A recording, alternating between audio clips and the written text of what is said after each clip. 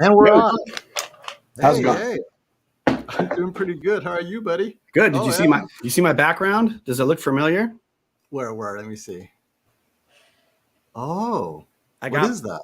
That's my 83-inch because I have the Samsung frame hung in the living room, the 75-inch. I'm planning to get a frame myself, but not as large as yours. I'm going to get a smaller frame for interior design purposes. But I think for what it is, it's great. But yeah, today's exciting because for the first time, I am going to do a live stream comparison. Basically, you guys will be going through my review process live. So with you here, I'm able to do it. Otherwise, I couldn't do this without a partner, right? So what I'm going to do is run through it myself, share my settings, everything with you guys. And then in the meantime, if you have questions, you want to explore a TV setting, hey, why don't you do this? It'll fix this or that.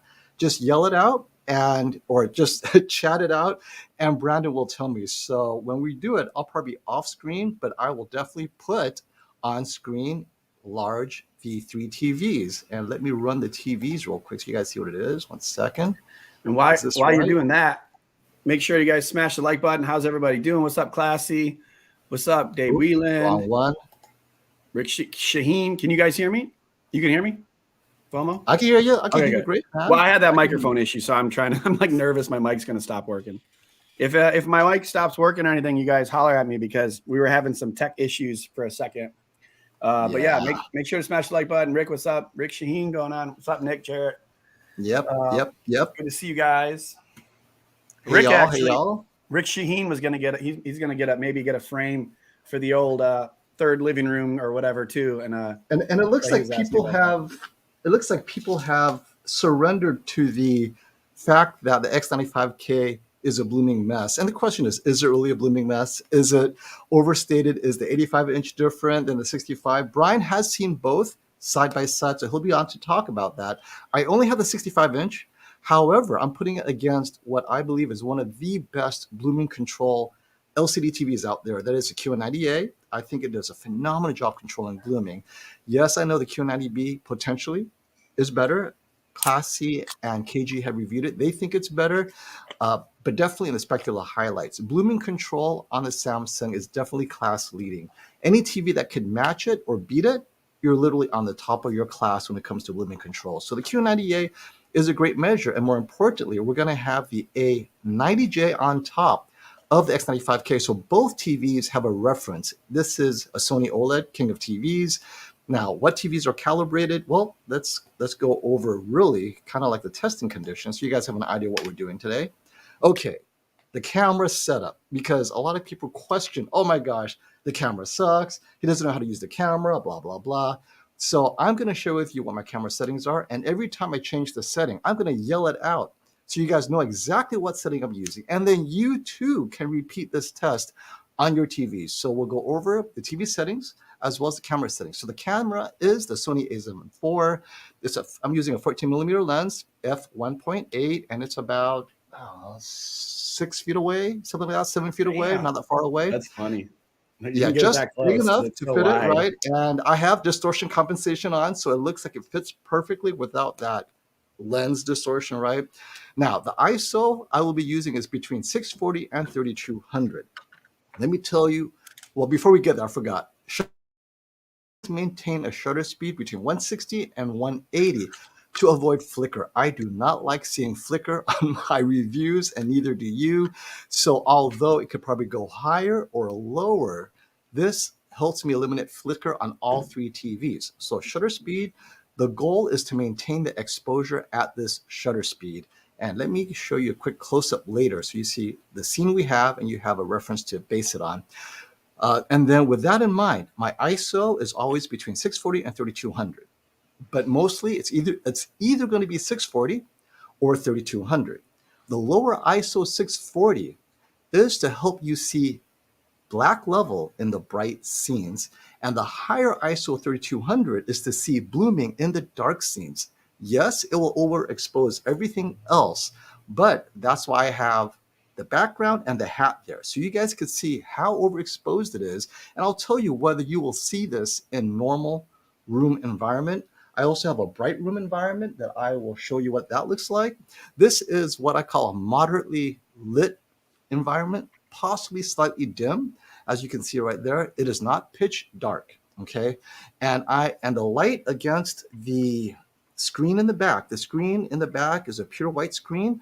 I'm using a 6500K aperture light to make sure that we don't affect the color balance. So you do have a perfect background 6500K, and all the gray walls are painted in 15% neutral gray, and all the walls are pitch black, including the carpet and everything, except for that piece of wood that's exposed, in order for you to see whether or not I'm overexposing. And that's why I put my hat there. So as we get a close-up, you will see, as I change settings and camera exposure, how much overexposure or underexposure I must do. Now, a quick reason why I have to do +1, +2 exposure compensation.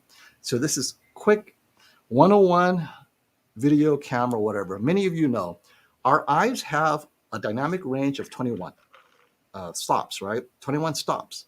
This camera on a live stream, no better than 9 stops. That's it. My Sony A7 IV, although in the reviews you're going to see, oh, it has 13 stops. That's if I use S-Log3.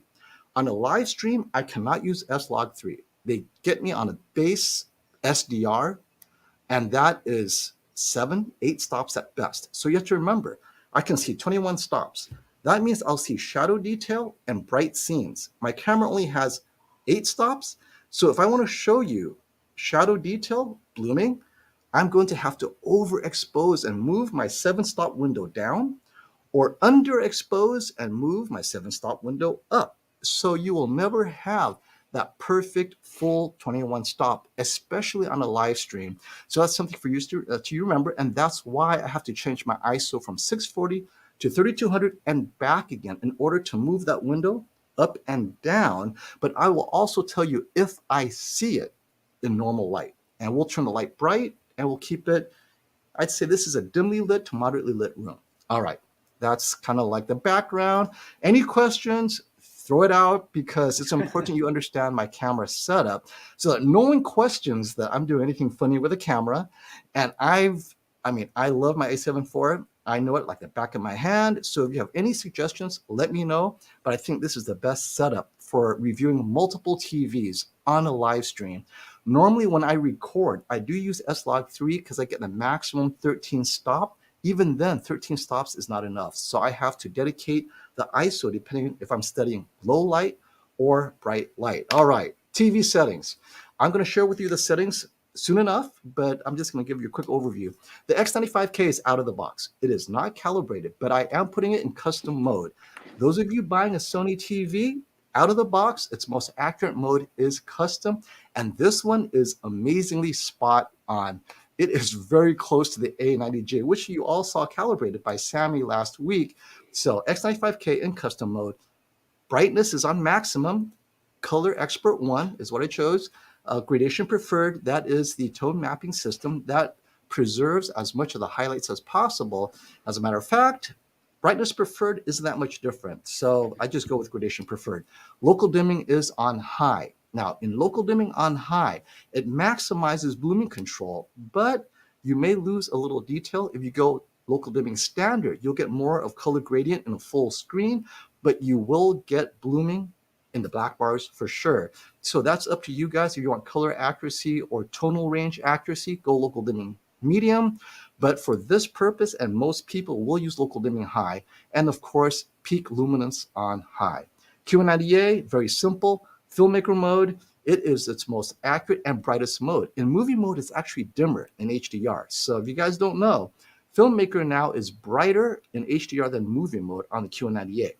Maximum brightness, local dimming also on high. Yes, I know if I put local dimming on standard, it gets the highlights brighter, but it completely blows out the color and you lose too much color detail. It's unwatchable for me. But you can play with local dimming on standard, and we'll go through that so you can see the difference, right? And shadow detail, I put on 0. If you need more shadow detail, you could add it. If you want it to go darker, you can go minus. I find that Q90A sometimes may crush it. So I normally would go shadow +1 if I need to, but I rarely go below 0 because Q90A is always tending on the crushed black side because it's very aggressive, right? It hates blooming. And lastly, the A90J. So you guys saw it calibrated. Custom Pro 1, maximum brightness, and gradation preferred. Ironically, the A90J may get too bright and it's too hard to see it as a reference. In those scenes, I might have to take brightness down to maybe 35 because for whatever reason, the A90J is a superhero for HDR. And this is why we recommend it. It gets more than bright enough. Okay, that's the TV settings. And we're going to get to the actual settings that you see in a second. But okay, this is what we're going to review. Everyone's complaining, oh my gosh, all you guys do is run these crazy demo scenes where TVs are either looking too good or looking too terrible. I couldn't agree more. Today, there's not going to be any horses in the snow. There's not going to be any of the spears and muscle. Like, I'm so sick of those darn horses in the snow. These are the HDR movies I've chosen. The Crimes of Grindelwald for max brightness and also to see the strengths and weaknesses of these TVs compared to the A90J. Pitch Black, right, the Vin Diesel classic. This is the 4K HDR version. The Greatest Showman, you know, you guys see skin tones and some of the HDR and banding, color banding processing of these TVs. Batman versus Superman, Dawn of Justice, again, HDR highlights. And of course, everybody, a lot of people watch Netflix. So I'll put some Netflix content on, select content for you to see where the weaknesses and the strengths of the X95K are. So you guys have seen a lot of the QN90A reviews. We're not going to review the QN90A. It is the X95K in the context of the QN90A. I hope I got that out of the way. I had to get that as a baseline before we got started. So how are you, Brandon? How's it going, man? Good, man. I'm just listening. That was great. Dude, give him a round of applause, people. That was fantastic. Thank you. The only thing I would say is just I would not do more than like 10 seconds at a time of a show. No. These are like all five. They're stills, or what are they? Stills. These are all stills. I didn't. You just said you're gonna play these movies. Yeah. I'm sitting there thinking, which ones of these are Warner Brothers and which one's gonna get flagged. I'm like, Batman, Superman's gonna get flagged. You know, but what I'm gonna do is we always win those anyways. Every time I change movies, I'm gonna take it offline, get it to a still, pause, and then bring it back online. You know, tell you what I observe, and then go and I take it off again. And of course, I only choose stills that don't change. Because some of these TVs, if you keep it on a still too long, they think it's a pattern generator and they try to game the system. So I've already went through this a couple of times myself. I avoided one, I have to do it fast enough. Two, I chose stills that don't look like patterns so they don't game the system. And same with Netflix, we'll put it on pause, boom, I bring it on before ABL kicks in or ABSBL, whatever they call it. I can't even keep up with these things. But yeah, definitely. And so if you guys have any questions or suggestions, shout it out while I do it because we can always improve and learn something new. Because I know all you guys also have your own personal questions about reviews and stuff. But yeah. I got some good news today. I'm technically able to be out of the walking boot and I'm back to normal. Well, more or less. Congratulations. That's great news. But I've already had my walking boot off for like 3 weeks. So now I'm just legally able to take it off. Like the doctor said I could, but I'm basically only a couple weeks away from playing golf again. So excellent. That's what I wanted to see. Because, so smash the like button for that. How long were you out of commission now? I had surgery on February 28th. So almost February 28th. I'm almost 3 months. Wow, it's only been that. I thought you'd be out longer. I love it. Yeah. Okay, so let me look at some of the questions real quick before we get started so that if there is some suggestion I missed. Yeah, a lot of people really want to see the blooming control, but then there's one that many people don't realize, the strength of the Sony. No one is noticing the strength. All they notice is the weakness. I'm not going to hide blooming as a weakness. It is a weakness. However, you'll see the strength of the Sony directly compared against Samsung's biggest weakness. Now, Classy has told me that Samsung has addressed that weakness in the QN90B. And so that's what we're doing the QN90A first, because these TVs are still in inventory and they are deeply discounted. And so you're wondering, wait a minute, if I'm getting the QN90A, is it worth getting, or should I wait for the QN90B, or should I get the X95K? And this should address those questions as well. So, what's up, Michael? I just figured I'd say that instead of texting. What's up? Oh, hey, wait, we forgot the news update. No, what's up? Jason Rathbone asked this question. What does the A95K do? Wah, wah, wah. And Brandon, you broke the news to me. Why don't you break the news to the audience? Yeah, Robert emailed us, all of us potential buyers, or I mean, people that have basically put in orders, that we are not going to get the Sony A95K until July. Until July. But that brings this question, FOMO. Are we going to even have it in the shootout? What if they I don't launch it know. by the time the shootout happens? So you know what's going to happen is G2 versus A90J versus S95B. So that'll be Well, interesting for sure. what if we have the A95? What if like it comes out the week before, but nobody has a review up, but they bring it to the shootout? That'd be like hot news, man. Have it at the shootout, like Or brand okay, new first one out of the box, boom. You know. now that we're talking about it, I mean, is this a supply chain issue? Is this a conspiracy theory where they're waiting until after the shootout to release it? I don't What's think they're happening? well, that could be, I honestly don't know. guess. I just don't know. Mean, the people from Sony come to the shootout, so it's not like that's completely unfeasible. But yeah, but they're never weird. going to admit the truth if it's embarrassing. Now, if it's something like, dude, we discovered something amazing, we're improving it, and it's not fair to release it until that's out. Hey, I hope they say that. But if they say something like, chip shortage, what are you gonna do? Then I'm like, oh, man, you know what? I call BS on that.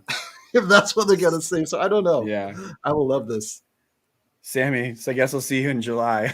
Oh yeah, that's right. So Sammy is supposed to come back. I figured he's supposed to come back and calibrate it or something. What's up, yes, Sammy? I I don't know just need Sammy, to, but nice to meet you.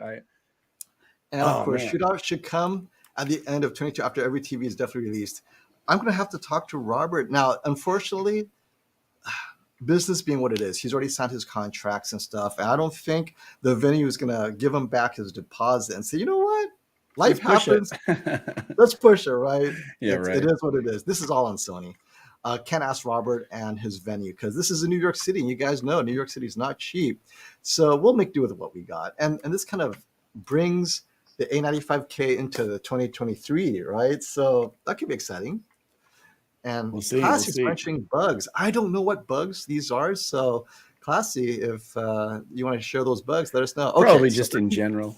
Let me jump in here real quick and go over. I'm going to turn my microphone around. So if you can take over the chat, I'm going to remove myself from the screen. I'll continue talking, but you'll see the TVs instead of me. So follow me to the studio.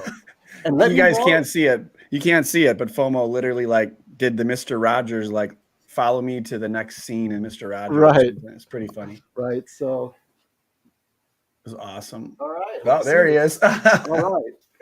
Okay, so That's let me great. share the settings with you guys real quick so you guys see what we're doing here. So we lost your audio is pretty far off. Oh yeah, sorry. Yeah, okay. I'm walking No around. worries. Okay, so let's share the settings. We'll start with the A90J real quick. So picture setting custom Pro 1. This is my calibrated mode, and we'll go straight to the brightness. You guys can see max bright. I'm gonna put this on. I may have to adjust this down in some content because it sometimes gets too bright, just to luminance match with other TVs. Otherwise, it's just you can't. It's not a fair comparison. Black level 50, and of course peak luminance on high, and that's the brightness of the A90J. So now we go to the X95K. Picture settings, custom. Brightness is max. Contrast 90. That's the default. I didn't find any reason to change that. Gradation preferred. We all like that. And black adjust. Many of you have told me that maybe black adjust helps. We can play with it. I have found it to do nothing to help with any blooming issues at all. Advanced contrast enhancer. This to taste, I'm not going to turn it on because it does affect tone mapping. Auto local dimming is on high. And as Classy and others have said, if you put it on medium, it gives you more accurate colors and tone mapping maybe, but you're going to get a lot more raised blacks and blooming. So I'm going to keep it on high because we are talking about blooming. And of course, peak luminance is high because the Samsung will be similarly set. So here we have the Samsung, and this is on a 15% grayscale, if you guys are wondering. So filmmaker mode, actually brightness max, contrast max. Now, yes, if you take contrast down to 45, you get a little bit more gradient detail, but to match with the maximum brightness, I have it on 50, but Depending on the content, I do have it down to 45 to 50. Sharpness is at 7 because, as we know, they screwed up the default. It should be at 7 if you have any issues with softness, but everything else is on default. Local dimming is high. Yes, you could put it on standard to raise specular highlights, but that just blows out all your midtones and you can't see any color. It's just terrible. I never use it. And shadow detail is on 0, and that's it. Okay, so Bat Tech wanted to say, appreciate the super chat. The S95B wins the shootout just by showing up.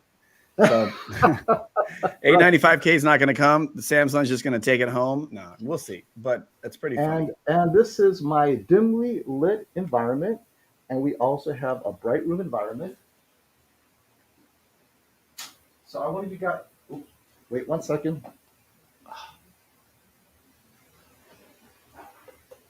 What's behind it? Is that a window behind? This is the bright room environment, right? So as you can see, it's brighter now. I have a giant super lamp here that lights up the entire room. It's huge. It's like a 3-foot diameter lit bubble connected to a like 800-watt super camera, video camera thing.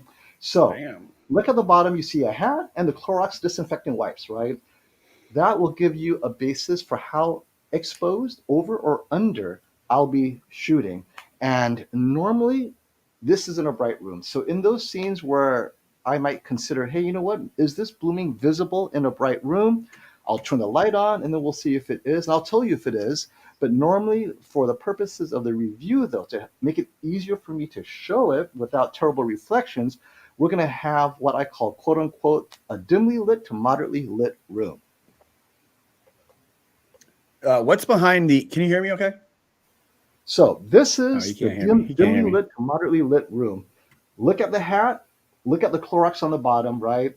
So that is your reference. I will try to keep the exposure the same from scene to scene where I can, but sometimes, as I said before, I might have to take the ISO up, move the range up so that you guys can see the darker detail. It doesn't mean that I'm exaggerating the blooming at all. It's just so you guys could see the same level of blooming I'm seeing, or bring it down the other way so you can see bright details. And I'm not underexposing either because, again, this camera has a limited stop range, dynamic range of 8 on streaming mode. So that's why I'm doing that. Remember, our eyes are 21. This camera's 8. I got to move it up and down. That's how it goes. Okay, now we'll start. Can the viewers hear me?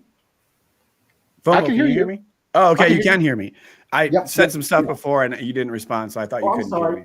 I was so into talking. Yeah. No, it's fine. You keep talking. I'm not saying anything important. I just didn't know if you could hear me. Yeah, I can hear you. I have the speakers turned. You know, when I turn the speaker, that's when I unplug the amp by accident. Oh, what happened? But if you can't hear me, let me know right away, because sometimes I walk out of the range of my shotgun, and then it screws everything up. I was going to ask you, what's the light behind the TVs? What's that? Oh yeah, so that is a ultra short throw 100-inch screen. It's an elite screen. I think it has like a 1.1 gain or something like that. I forgot what the gain is. I have an aperture light shining on it at 100%. It's a Lightstorm 60, and it's set at 6500 Kelvin, so it's a neutral light, and that gives me kind of like a biased lighting behind the TVs, and it also reflects on the ground, so you can see the hat and the Clorox, because this represents a moderately lit room to a dimly lit room. Not pitch black, just moderately lit to dimly lit. So, Brandon, if you could take my stream off, we're going to start with the first bit of content, and then answer questions and shout out whatever. Take what now? You don't want this on there any longer? Yeah, take my stream off so I can put in content and not get flagged. Got you. Whoops. Well, I don't want to take you off. I got to keep your sound on there. Yeah. The other one back on? Here, I'll put the other one back. No, that one kills him too. All right, I'll just move it out so he can't see. I'll go to, you guys want to see my pretty face, so we'll just use me solo. So the first one we're going to do is Crimes of Grindelwald. I have been studying this one at length, thanks to classy suggestion. All right. Here, I'll put you back with me. Let's see. Yeah, I can't. In order to do that layout, I'd have to remove this one. So Let's this one will see. be, yep, Crimes of Grindelwald. This is select scenes, or one select scene. Well, we're going to start off with demonstrating the strength of the X95K because everyone knows what's bad about it. So we're going to hit that, but I want to start on a positive note first. And make sure you guys ask questions. Feel free to ask questions, and we'll throw them up, light them up. We can stop and pause if you guys have a question that needs to be answered. I did see one here. Bowman, S95B on SDR for YouTube TV streaming versus C10. Is it a good upgrade? And I would say it's definitely a better TV. If you're going same size, it may not be like night and day. I think the C10 is a great TV. I think the S95B has more shadow detail and the C10 crushed the detail a little bit, but I'd like the Samsung better, but the C10 is a great TV, doesn't have any bugs, and is like a very proven TV. So I don't know if I would say like you'll be stoked about it, but I don't know if you have any thoughts on it, FOMO, or if I should just move on to the next one's probably better. He's working on that. And what's up, Rainer? Thank you, dude. Appreciate it. All the way from Germany to come check out FOMO, hooking up the Bloomin' Onions. And I think he's pulling up the footage right now. You guys can see in the right corner. I mean, this little tiny little section is not going to get flagged, I don't believe. And if it gets flagged anyways, we just appeal it. And I haven't ever had an issue appealing it, as the different companies that do this distribution, it just automatically flags. And when you just appeal and say you're using it to show TV content for reviews, they always release it, so it's not really a copyright issue. It's just a matter of. Did our last one get released, Brandon? I remember. Oh yeah. No, definitely. Yeah, it does. It always gets released. I mean, it took a couple days. Warner Brothers is typically the one that really, like, it'll hit quick. Like all of the Warner Brothers content, like literally sometimes it'll even upload and say that it's good, and then like after I upload it, it'll then still trigger and I have to appeal it. But they always release it as well. So thanks, Rainer, for the super chat. Appreciate it. Let's see. I want to get to some questions. I think he's getting close to being ready here. There we go. Yeah, the X, is it the X95 in the bottom left? Yes. X95K that one's is the bottom left. That is flickering pretty heavily, so you might want to switch and see if you can get a different once I get to the scene, I'll definitely fix the flicker. No worries there. No worries. Yeah, because that's what I'm saying. Each scene, I have to adjust the aperture to make sure that I preserve the exposure while eliminating flicker. That's the key. That's the art. Oh yeah, this is a good comment. The flickering obviously doesn't show up in real life. I mean, it does show up in videos. I'll eliminate it. It'll show up in videos if we don't address it, and it can be super annoying to record. That's why we spend so much time recording these videos, because you'll sit there and record footage, and then you'll have 15 minutes of footage and realize it's all overexposed or it's got flickering or something, and it's super annoying. So that's the life that we live when we're doing this. All right. And Nick Jarrett, what's up, man? Sony's waiting for the S95B to sell out, so then all you can do is buy the Sony A95K. There you go. It's definitely weird now that Sony beat them to the punch. I'm sorry, now that Samsung beat Sony to the punch with the QD OLED. Okay. You can go ahead and put this on? Yeah, hold on.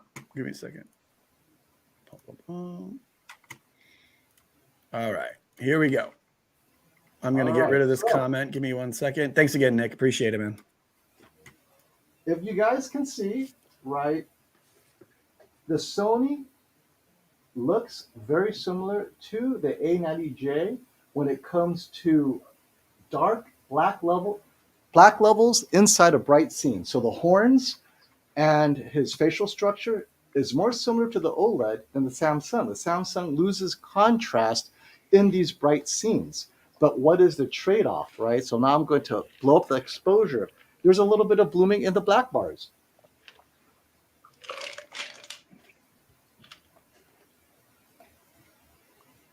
It went out of focus. There's a lot of flickering, I know. No, it went out of focus. Oh, it went out of focus too? Yeah. See, that's another thing.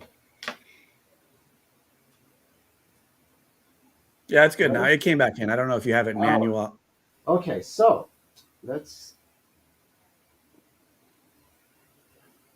Okay, so as you can see, there is a bit of blooming there.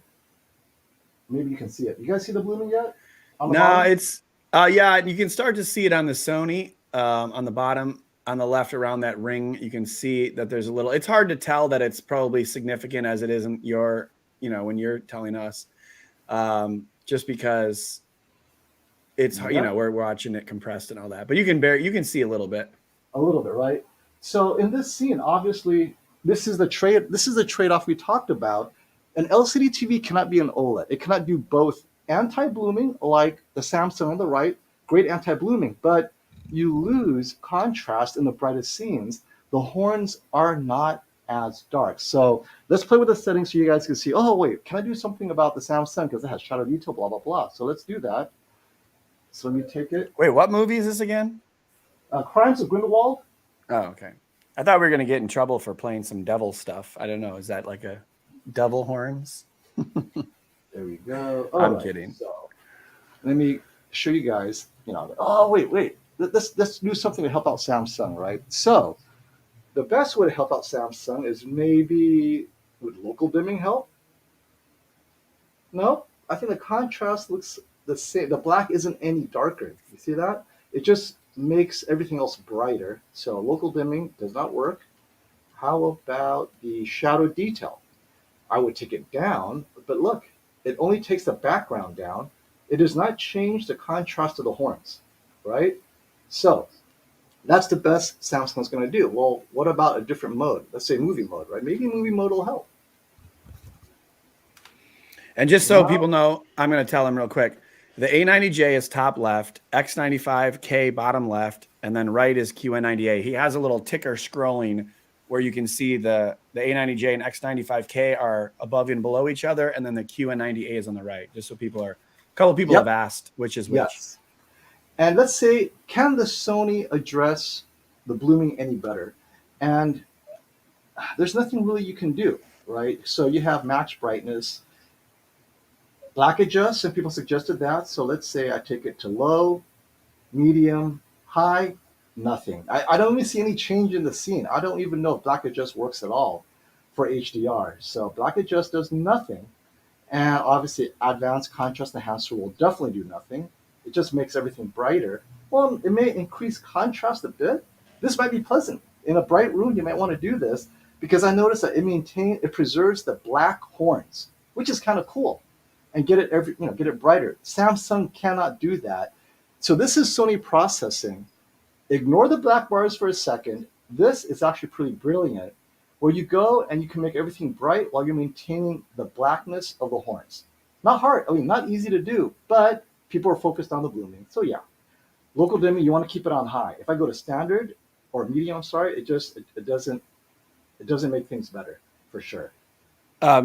You might, I don't know, it's still a lot of focus. We can't really read the words because it's a lot of focus. You know why? Just a touch. Let me see. Let me try to focus it again 1 second. You might want to try 1/50 of a second too. There you go. That's good. Is that better? Tight. Yep. Yeah. Tell me what's out of focus, because when I change the aperture, it screws up the focus every single time. So, my bad. Sorry about that. No worries. It's all good. Oh, dang it. Here we go. Yeah, it looks much sharper now. It's easier to see. So there we go. So local dimming on high. If you go to medium, it doesn't, in this scene, it doesn't do much at all. Peak luminance, does that help? Nope, not in this scene. And so this demonstrates the strength of the X95K, and that's why Sony worked so hard on it and is so proud of it. In the scenes where you have these HDR bright scenes and you have black in the middle of it, yes, this TV is better than QN90A. However, I have heard from those who reviewed the QN90B that they could do that now and maintain and preserve the black bars. If that is the case, then the QN90B is the better TV. Now, I haven't tested the QN90B in this scene, so I can't tell you, but I know that KG and Classy may be able to test it and let you guys know, but this is why the X95K is supposed to be magic, right? So for those of you who watch full screen content, there's no black bar issues. Now, in the next video, we have pitch black. The blooming will be demonstrated inside the black bars, meaning not on the black bars, but in the actual movie itself. And so you guys can see how it compares relative to the QN90A. The QN90A is also blooming, by the way. So it's not like it's blooming free. Pitch black is incredibly difficult for non-OLED TVs. And you'll see the A90J being perfect. So if you could take me off screen, I will put on pitch black right now. You got it. I don't know. Let me just go to the layout. That's not the one. There we go. It's small now. It's in the corner. Yeah. We're still on, I think. So let me get it. Anyone got some questions? People are enjoying it. People are having a good time. They're enjoying it. Chatting in the conversation. With me. KG said he likes Sony's advanced contrast enhancer. I agree. I like using some of that. I use that in the black level. I mean, the black levels, like you said, it doesn't do a ton, but if you mess around with those settings, you can get it to be very punchy, very, I have to say, bright if you like it. But in a bright room, contrast enhancer set to medium makes Netflix look awesome. It preserves the color intent without blowing anything out. I do like enhanced contrast enhancer on the X95K for Netflix contents. It's just amazing. So I'm hoping that the A95K does the same thing. I love it. I will say something that I've noticed about the S95B, which is not on this, obviously, is that I don't even enjoy how bright it is because I never watch content that bright. I'm like, I have it. It's like, too good, right? I have the, I have that like ambient light on the Samsung set at like 2. So at night it's on like super, super dim. And it's like, it still looks amazing, but I'm always like, oh yeah, this TV can get so bright, but I'm like watching it in a dark room with my wife sleeping. So what's the point? So it's kind of a bummer when people are buying like super expensive TVs. You really got to think about what you're going to use stuff for, Right. Yeah. Because it makes no sense to upgrade. Like I have an A90J, it's amazing. No sense to upgrade to the Samsung S95B, even though it's better, because I couldn't even watch, the Sony at full strength. So, yeah. So that's just one of those things. Pass the remote. See my super chat. I think I already got it, didn't I? Bat Tech. Oh no, new one. My bad. Appreciate it. Can you hear me? My Z9D. Okay, my Z9D from 2016 has better blacks than the X95K. What do you think about that? True or I can't confirm or deny. I don't have a Z9D to compare it to. I'll take your word for it, but I don't know. I honestly don't know. Did that have the backlight master drive? It was the original backlight master drive technology. This is just, I think it's marketing at this point. I don't see it doing anything special. Ooh, those are fighting words. I like it. No, I'm just kidding.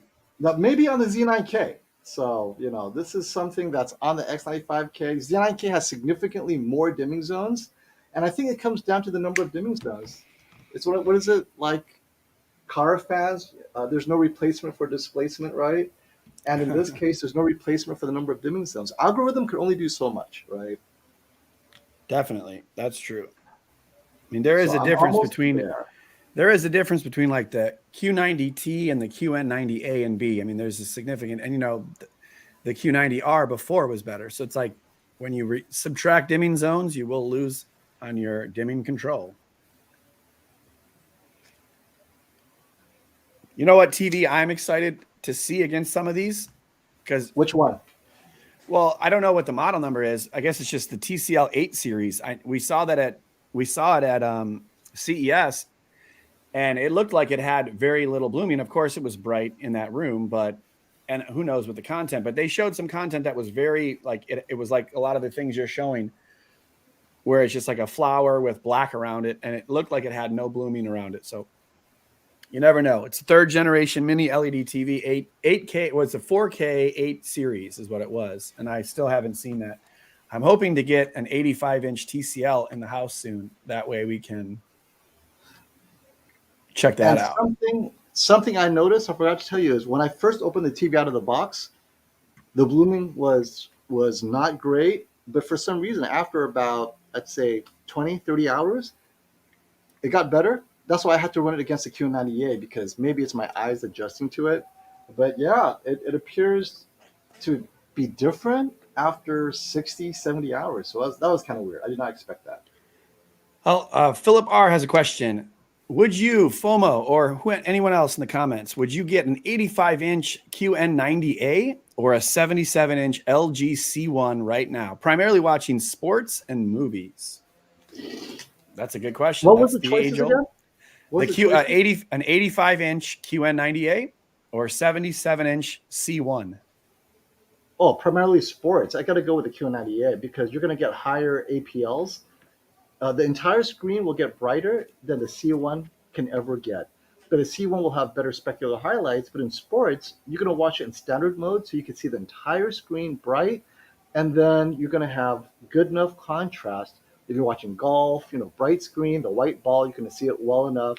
And fast motion on the Samsung is fine.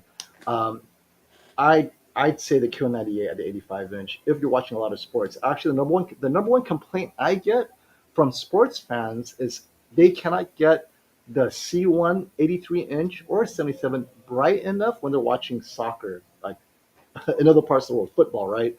And I said, look, there's nothing you could do. You want higher APLs, you have to go with an LCD TV. So for those people, I recommend a Sony or a Samsung so that you can get that brighter image. The entire screen gets bright. Or hockey, right? They don't like watching hockey at a dim brightness because they're in a bright room, whatever. So unless, like, if you're in a pitch dark room, I don't think it's an issue. But if you're in a well lit room, I think you might have to go with the Q90 if you watch a lot of sports. Yeah, and I would say I personally really like the QN90B better, just because it's even brighter and it doesn't, suppress some of the highlights. So I like that too. And yeah, I guess the 83-inch C1 would be an option too. But I think that's good advice. I think most people like the QN90A that have it, so that should be good too. Okay, We have another. so We are got one ready. more question. Let me do one more question real quick. All right. I got Francisco. We talked about this earlier. Yeah, the email that we got about the A95K is accurate. It's not going to be till July.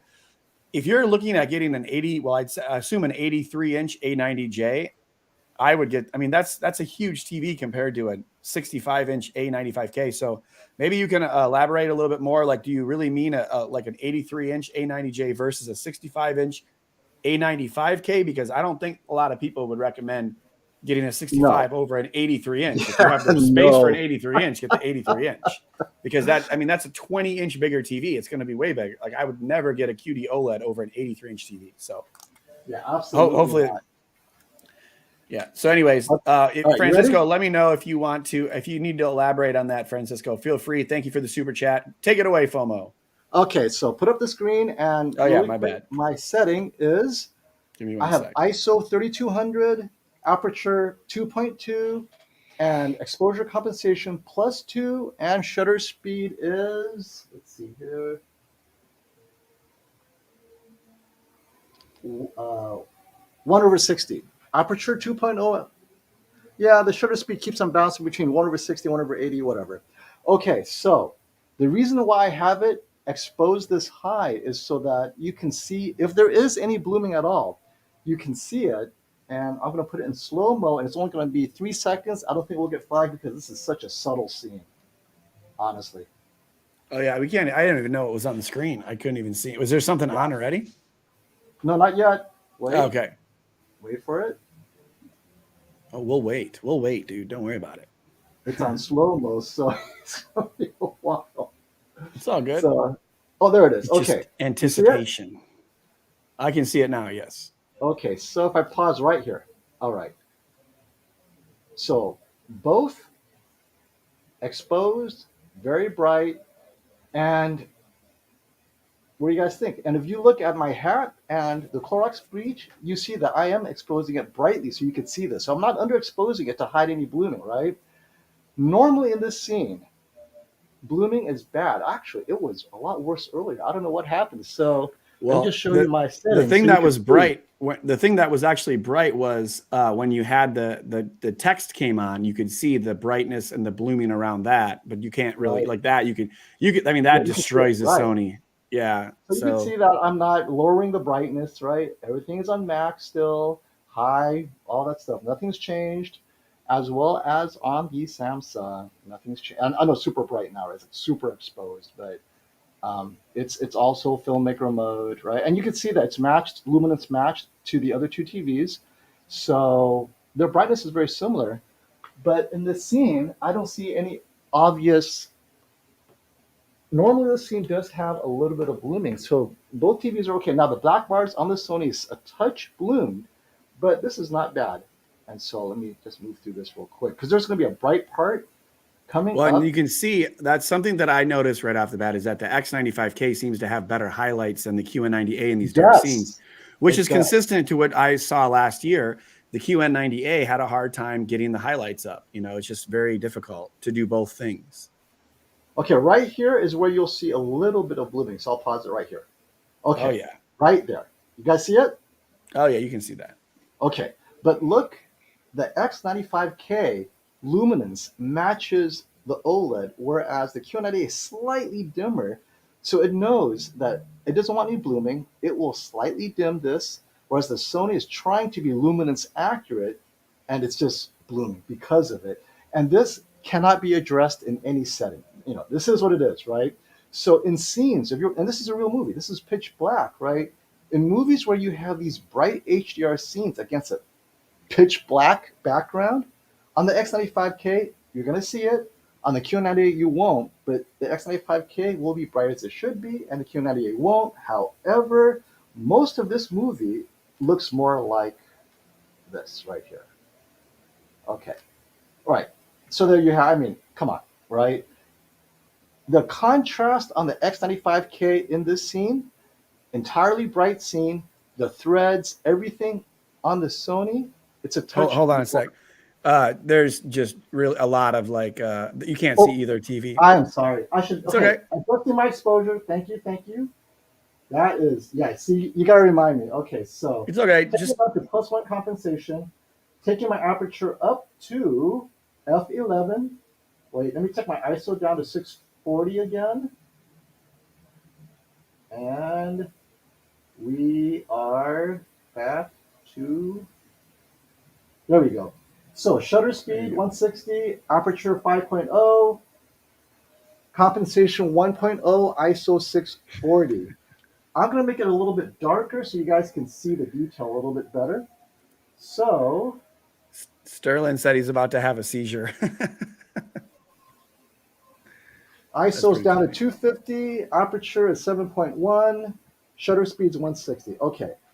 Hopefully you guys could see the contrast slightly. There's not a lot of differences, and I have to say, the OLED doesn't stand out. In this scene, you cannot tell which is the OLED TV. Really, right? I mean, it's arguable that, now, black bars, yes. I do see on the Sony, it's slightly lifted, but on the QN90A, the black bars are almost OLED-like. But between the black bars, LCD TVs have come pretty far. So if you watch full screen content, you will not be able to tell the difference with an OLED unless you have very particular HDR content. And that's why I wanted to show this scene. Look how similar it looks to the A90J, and I haven't changed any settings. It's exactly the same as we left it. This is pretty good. Now, yes, the black parts, right? I'll show you right here. OLED is darker here, and that's about it, right? So in that part, the grains of sand where it's black, that does appear more realistic on the OLED. And on the Samsung, that black area actually looks pretty good. So there's a little bit of give and take, but most people, unless they're pixel peepers like us, will look at this and not notice unless it's side by side. Side by side, OLED, yes. You might want to kick up the exposure a little because it's, or just the ISO. It's a little hard to see. It's a little underexposed on camera right now. All right. Yeah. I'm going to 640. Is that better? Yeah, that's better. Is that? Either one, that one or one tick down, whatever. Just because you know how it is. Like, that just looks, I think that probably looks like what you see there from my experience, though. That's good. Let me change the some people were people. Too. What's that? I'm going to refocus real quick. Maybe that will help as well. No, I think it's good. It's good. There's a little flicker in the Sony, but that's going to happen. There's a little flicker, right? Just a little bit. It's good? Yeah, that's fine. Okay. That's good. Better? Okay. I mean, side by side, yes, the blacks on the OLED, the grains of sand. Obviously, if it's black, it will be black. But the LEDs have come a long way, so that's something to think about. All right, we're going to move on to the next one, which is the Greatest Showman. What's up, TD? Techno Dad in the house checking us out. What's up? FOMO can kind of hear me, sort of. He's going to take these off the screen, so I'll go back to... There you go. Now you guys can see my handsome face again. Yo, Techno Dad. What's We're up? taking a tour of the best of. The best movies of FOMO's 2022.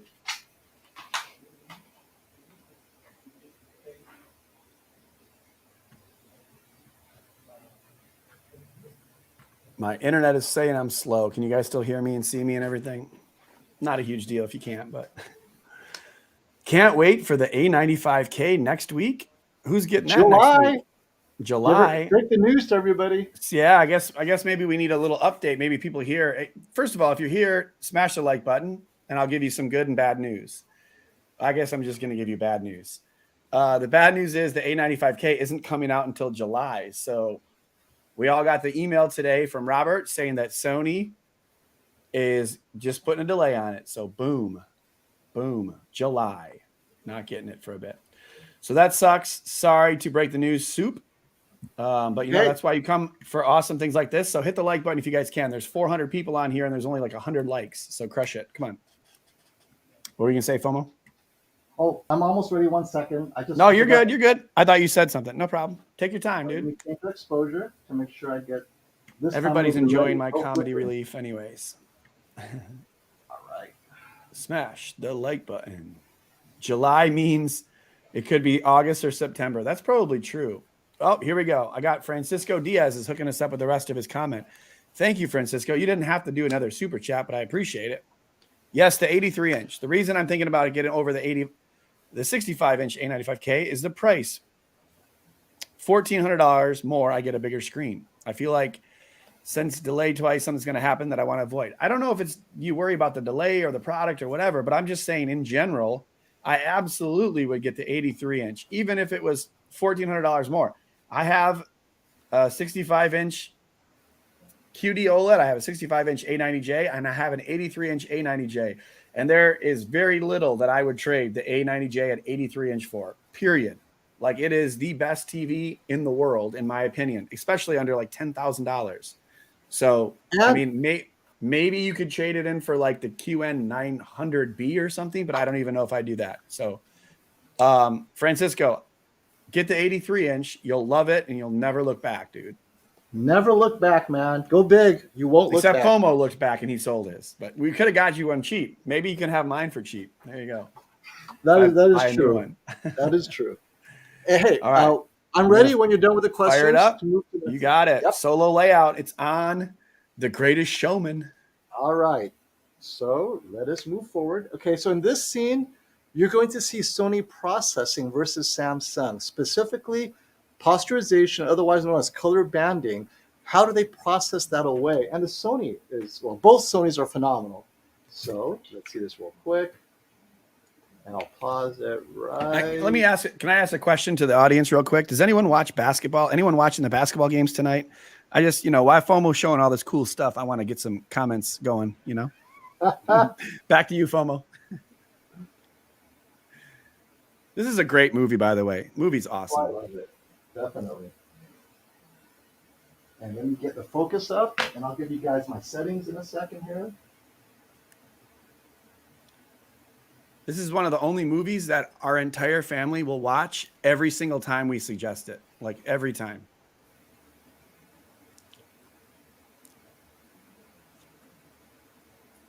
Okay. Hopefully and Free Guy. Free Guy is the other one. Free Guy and this movie.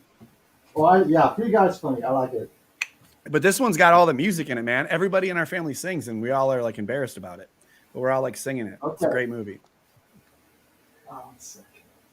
Where are you going on vacation, Techno Dad? Let me know. I want to know where he's going. Dude, high def news. I'm a Knicks fan, so no, you are not watching basketball. I think Miami's going to win, but I wouldn't be surprised if Boston wins, and I absolutely think the Warriors are going to win. And then I think the Warriors are going to have a hard time with either team in the East, but we'll see. We'll see. Okay, I think you guys can see the detail. Is it in focus? It's a little dim, but looks like it was in focus. Now it's out. Okay, so it's a little dim though. You could probably brighten it up a little dim. Yeah, I would pop it up a couple notches. I mean, I can't see exactly where it is in the scene. That's probably pretty accurate. Okay, we're going to look at color banding in the blue. It's the blue we're looking at. On the two Sonys, there's less banding than on the Samsung. So let me see. This is why I have white gloves. You guys can see my fingers better. Oh yeah, people were saying you didn't have your white gloves on earlier, man. I know, right? So right here, look for the banding on the Samsung. Sony has less banding out, right? Now the A90K has the least banding. Then comes the X95K, and Samsung has some additional banding. And that's what we mean when we say color processing, right? That's the processing we're talking about. Not a big deal because not a lot of movies have this, but when they do have it, you do notice it. And this scene does go on for about 1 second to 2 seconds, right? So that's just something. But now, I forgot my camera setting is aperture 5.0, shutter speed 1/60, exposure compensation 1.0, ISO 250. Okay. Now I'm going to turn up the exposure. In this scene, the Sony slightly black bars is a bit more lifted than the Samsung. Oh, crank it up. Crank it up. Oh, there, we lost the Sony. It just crapped the bed. Fix that, no worries. I will fix it. And there you go. Okay. What did you just do to make it like go? Because I just changed. All I do is change the shutter speed. Is that what you did? No, I keep the shutter speed constant because shutter speed is what determines the flicker. Once you find the shutter speed that works, you could only change the aperture and the ISO around that shutter speed. And that's what I do. Is depending on the lighting, I change my ISO to make sure I get the detail. In this case, I raised the ISO to 3200, and then I brought my aperture, made it smaller to 5.6, compensation 2.0 or +2, and shutter speed 60. As long as I keep it between 60 and 80, I'm not going to get flicker between these three TVs. Can you see the slight blooming on the black bars on the Sony? I don't know if I turned it up enough. The slight bars, you can see a little bit under the left side of her dress, like a little bit. Yep. That's about it. Yeah, that's exactly it, right? But this is in a dimly lit room. Yeah. You see, in a bright room, you could still see it, but it's not as visible. It's tough. It's tough. Yeah, it's most people don't notice this stuff in like regular content when they're in a normal lit room. Like I've been to a lot of clients' houses where I am sitting here picking this TV apart, like the X95J last year, and then I see it in the client's house, and I'm like, it doesn't look anything like that. It looks fantastic here, because we're always like really picking things apart, But this is why we get an OLED. It's for this part of the scene right here. This is great on the OLED. This is washed out on both TVs, right? You can't get around that it's washed out. So let me turn the exposure down so you can see that. And the other thing is too, sometimes people, like when you turn it down and now you can see just a slight bit of detail or brightness in the LED TVs, people think that the OLEDs are like crushing detail, but it's not. It's just that the detail is so fine and the human eye can pick it out, but you can't in a video. You can't pick out all the detail. Like right now, the A90J looks like you can't even see the people in the background, but I'm sure you can in person, And as you can see, the Sony has better contrast where those lights are. And I noticed that. I like it because they're head-to-head. I like the OLED, but if they weren't head-to-head, it doesn't look unnatural to have it slightly lifted on the other two TVs. But this is what OLED brings you, that amazing creator's intent. That's what the creator intent in terms of contrast, right? But the QN90A and the Sony, very similar because they're LCD technologies. All right, let me go to the next scene real quick here. 1 second. I love this disc because it has a search bookmark function, which exactly what I did here. So we go to the next one. And it's already paused, so we don't have to worry about it. Cool. Here we go. This is where the Sony does better than Q90B. It's the sparkly hat. But of course, black bars is slightly lifted, blooming right below his shirt, right? Because, it's pretty bright there. But between the bars, the Sony or the A90J has the deepest blacks on his jacket, right? Great contrast. But the Sony almost matches the highlight of the A90J. Almost. Not quite, but definitely brighter than the X95K. So let me bring down the exposure. I gotta make sure it's right. 1 second. Right now it looks a little underexposed, like it's too dark. Underexposed? Well, I want to show you the highlights, so I might have to underexpose it a little bit. Right now it's starting to crush the detail, like you can't even really see it on our screen. Yeah, it's pretty hard. Like that. Yeah, that looks about what I would imagine that's about exposed properly right there.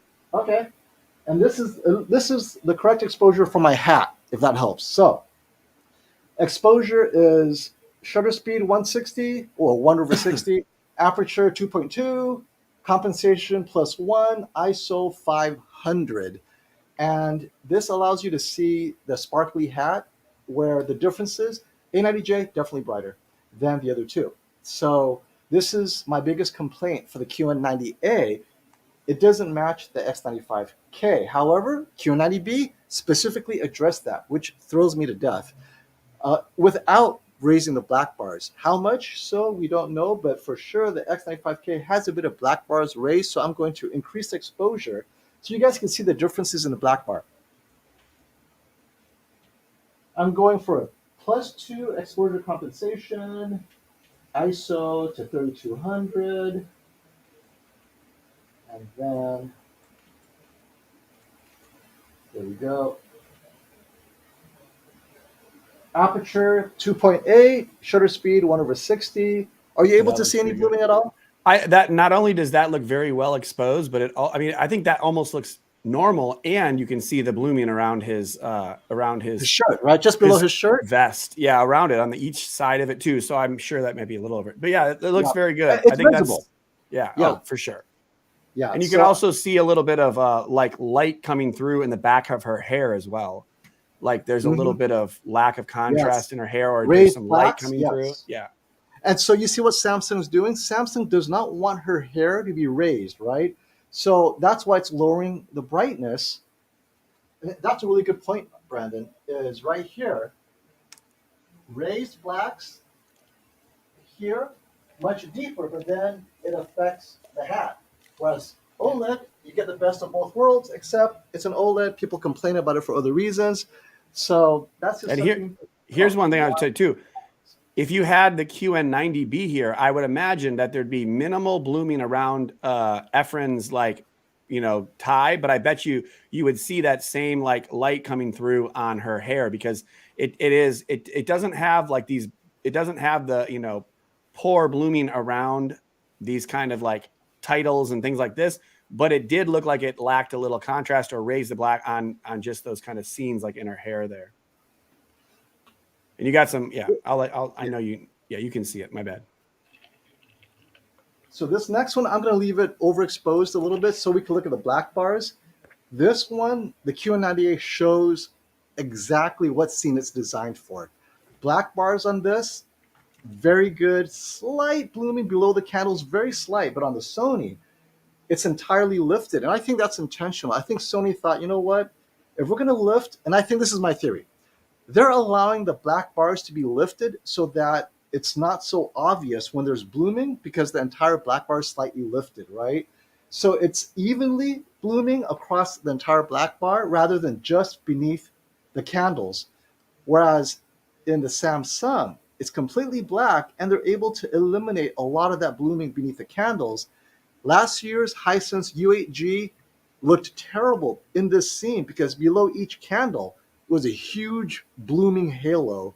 So Sony wanted to eliminate the halo. It couldn't eliminate the blooming. It wasn't QN90A black bars, but it figured, you know what, we'll just evenly raise the blacks. And I think that's the theory behind why the black bars are so raised. My theory, I'll ask Sony at the shootout. Let's see what they say. Okay, next scene.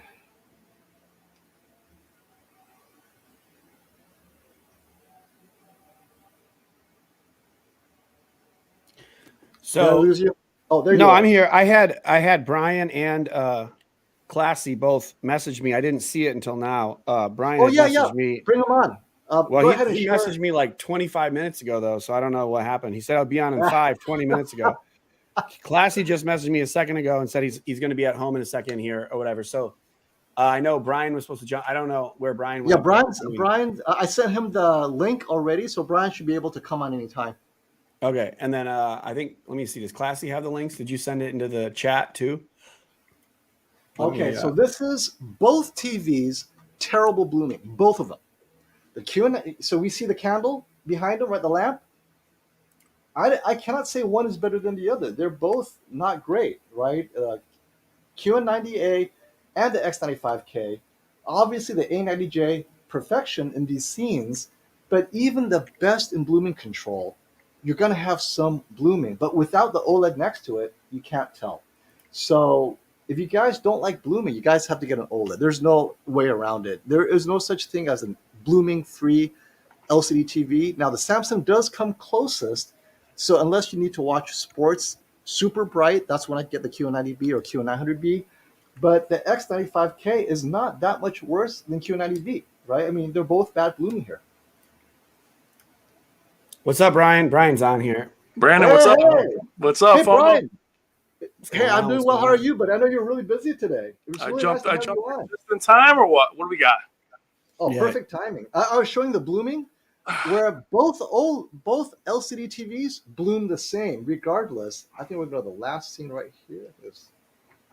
So, might hey, wanna- Brian, can you share with us the difference between the 85-inch and the 65-inch?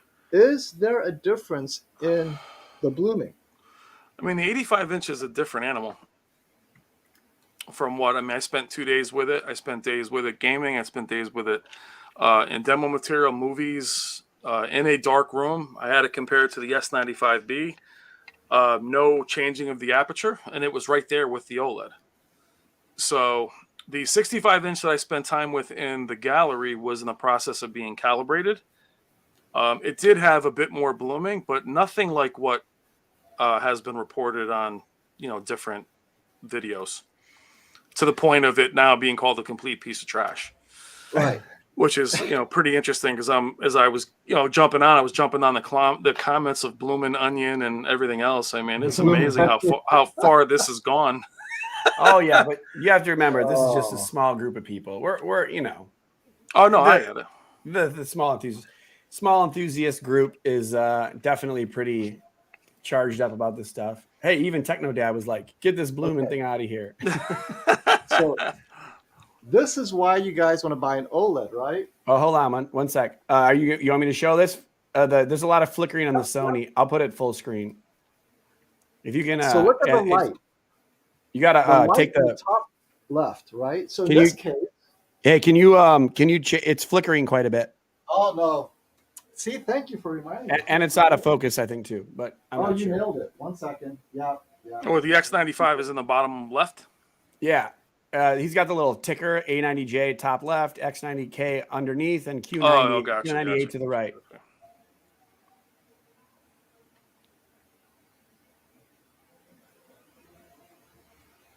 Better? It's a little dark. That's pretty good. I don't know if you want to. Oh yeah, that looks pretty normally exposed. It's. I want to expose so you can see the lamp.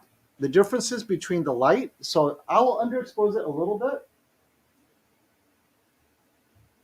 Okay, so I'm at shutter speed 1/60, aperture 4.0, +1 compensation, and ISO 250. So just look at this, the difference in the brightness, right? And that's what I look for when I'm watching HDR is that realism. That's what we call it. Looks real. So in this case, the X95K could not get those lights as bright as either the Samsung or the OLED. And a lot of you say, well, maybe it's, something is kicking in. So if I put it on a quick motion like that, It doesn't change. The brightness of the lights do not get brighter as the scene moves along. It stays slightly dimmer than the other two TVs. So Sony still has work to do, right?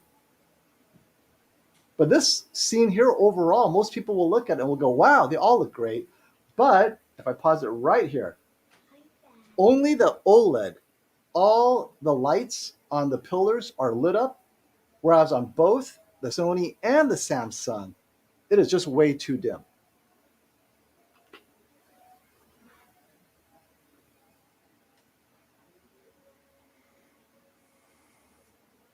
Where's that Batman demo, bro? So I dimmed down the exposure just a little bit so you guys can see the differences in the lighting, right? Hopefully you guys caught that. So that's it for the Greatest Showman. Let me move on to the next movie. I think that's it. Let me see. Come here. Someone joined us here. Oh, he just took off. Come on, say hi. You're never bashful. There you are. Oh, what's up? This is Jacoby, my son Jacoby. He's 7. He's awesome. It's a great name. Great name, by the way. You know, he said something funny. Can I say what you said yesterday? What? He said something in the car, and he was like about something he did, and then he goes big brain because he's like says big brain because that means you like have a big brain. It was pretty funny. Nice. No, I got you. Everyone's laughing in the comments. Big brain Jacoby. Oh, Techno Dad in the house. Oh, That's Chad Brian. D. Can you say hi, Brian. Hello. Hey, what's up, my friend? How are you? Are you Good. super athlete like Daddy or what? Tell me Not quick. that much. Oh, come Yeah. on. He's pretty good. He's Come all on. right. He plays basketball and football, but he likes to get the snacks afterward more than play the games. So. I feel you. And then he likes to play on the swings with the friends. So he's more of just a player than He's just but he doesn't enjoying. crush a lot. He's just I'm enjoying not a life. player, I just crush a lot. Okay, so on this one, Oh, let me this go is full what screen. most people will see in SDR. This is not an HDR scene, although it is in The Greatest Showman. There's no extreme of brightness, right? Even the Jenny Lin, the black is not really black. It's like a very dark gray. The OLED, slightly better contrast, obviously, but in scenes like this, which is how Netflix is mostly graded in many of their common movies, right? We're not talking about the ones that are extreme HDR. All three TVs look fine, and this is how most people should approach it. What is your use case? If you're mostly watching Netflix and that stuff over the air, all three TVs are going to look like this. Yes, the OLED, slightly noticeable, better contrast, but I have all three TVs next to each other. And so at the end of the day, if this is the kind of scene you're watching, I say go for the cheaper TV rather than anything specific, because in a full screen, there is no black bars to consider at all. I mean, they look very similar. Of course, I'm very used to the OLED's perfect contrast, but it's slightly better, not like steps better like back in 2018, where the OLED is just so much better than any LCD TV. Now it's very close. So that's it for The Greatest Showman. I'll move on to the next one. But Brian, so what is your dream TV now? You've got a chance to look at the big ones and the small ones. What are you thinking? I mean, for me, it's probably going to be QD OLED next year, or maybe the year after if they get large enough. But if Sony had better gaming, I'd still be looking at the Z9K. What are your thoughts about the early reviews coming out of Europe where they're saying the A95K slightly dimmer, peak 10% is slightly dimmer at 950 to 900 versus above 1,000, and the APL is the same. What do you think of that? Well, I'm guessing, I think we all kind of guessed that. I think heatsink has been synonymous with brighter all of a sudden. Everyone's like, oh my God, it's brighter because it has a heatsink. I think they're protecting the panel, or I think Samsung's just letting it run wild. So that's probably, like we said, the only concern I have for Samsung is longevity, as they're just, putting the pedal to the metal. But it sounds disappointing, but we've dealt with this in the past with reviews from other countries. So the delay's not great, but I'm still hopeful. Well, I have to say that obviously it's going to get the XR processor, And if it eliminates or reduces color banding the way the A90J is reducing it, that's what you're paying a premium for, right? The Yeah. better color processing out of the box and better approach to posterization. It's very good in the challenging content. Yeah. So that's what you're paying an extra $1,000. It's for the little things that we notice, but the common consumer, they might as well just get a C2 or last year's G1 or A90J, and they'd still be happy. Yeah, I mean the fact that it's the delay is not good. I mean, obviously for what we do and what gets speculated and how that's going to build over the next month, it's probably the worst thing that could happen to it. Right. Because again, we're the way we roll, it's going to be brought up and talked about and everything else. So I'm still hopeful for it. It's just it couldn't happen at a worse time during all this blooming debacle that Sony's going through. Yep. But I will say, honestly, when it comes to Sony and blooming, and I don't know how much LED experience we have in the comments. Acting like the blooming that we're seeing now is something we've never seen before, or it's like the worst thing we've ever seen. It's like they're still LEDs, and now they're being compared to OLEDs because OLEDs are easier to compare to, or OLEDs for a while were so dark. Now they're brighter. It's just getting to be where, people have gotten away from LEDs. Now we're allergic to blooming. We all are. So I think now that we see any of it, we're like, whoa, whoa, whoa, shut it down. Get rid of it. Okay. We're done. I'm ready when you guys are. Add Classy too. Classy's on here. He jumped on, so we're going to have another Oh, voice hey, behind the Classy. scenes. Welcome on, buddy. Hey, how's it going? So this is give me the one sec. content by special request from Brian. This is Batman versus Superman, the shooting machine gun scene, right? I chose the brightest part of this scene to show you that as good as OLED is, look, these guys have caught up. It does provide a very similar experience, except the Sony and the Samsung are a little bit brighter because the A90J cannot hold this large of an APL. And so if you want this kind of scene, the OLED cannot do it the same way as the X95K can or the QN90B. So if I turn down the exposure a bit more. Well, and if you ran that scene, when he throws the cover apart and blows out the two, the lights on the LED are popping where the lights on the OLED are flat. Also, oh, sorry. It's really underexposed, FOMO. So if you can crank up the exposure a bit, it's. I can. Yeah. I can. Go ahead, Brian. Sorry. Well, it's just that the specular highlights that we talk about, like in The Greatest Showman, these little pieces of jewelry, things of that nature. Yes, LEDs have always struggled, even with small specular highlights. But it's your large explosions. It's your large. Unlike the Samsung flattens out their specular highlights. That's how they solve blooming, which to me leaves a duller image. But the Sony retains that. It just washes it out as you put it up higher. But I think that's probably the greatest strength of LEDs now is to leave that large specular highlight, meaning explosions, fire. Yeah, there you go. There you go. Okay. See that? Yeah. Now And so it looks great, except the Sony brighter in this scene, and it's scene to scene. This is why people get LCD TVs. They want now the Z9K will burn your eyes because the Z9K gets even brighter for scenes like this. Yeah. And that's why people want the Z9K to watch Batman or Superman over and over in this scene, so it just blasts their retina. But see, that's what I don't like about the Samsung though. To me, the Samsung looks almost as dark as the OLED, or dull in that scene. Right. And right here, when it drops down, all three TVs look fine. Yeah. They look near identical, even the OLED, right? So let me turn up the exposure so you can see.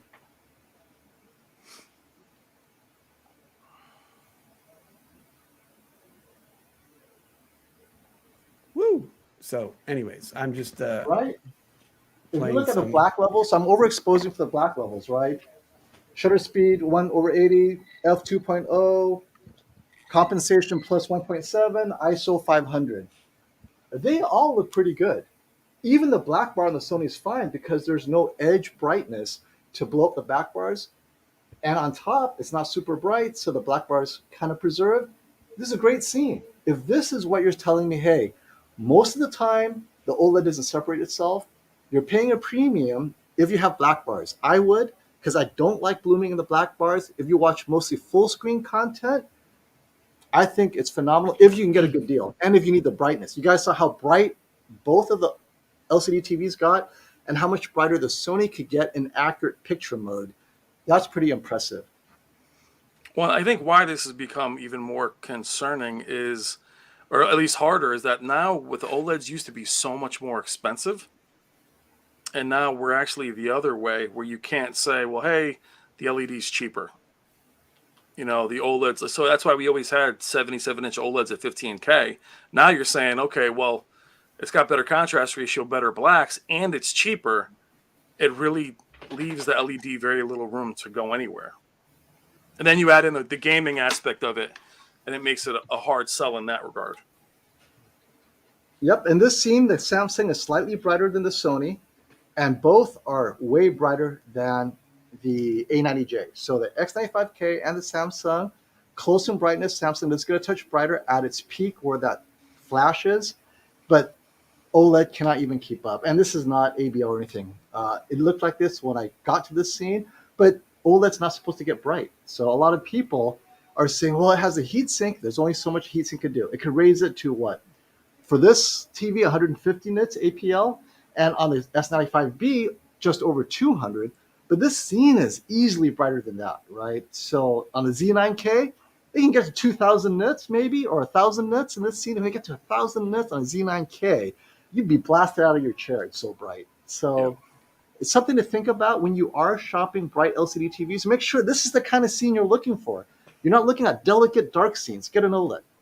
Yeah, well, and I think also the marketing of mini LED, we were all surprised even we saw with TCL, or I'm sorry, with Hisense and those, or who had the first mini LED? Was it Hisense had the first? TCL.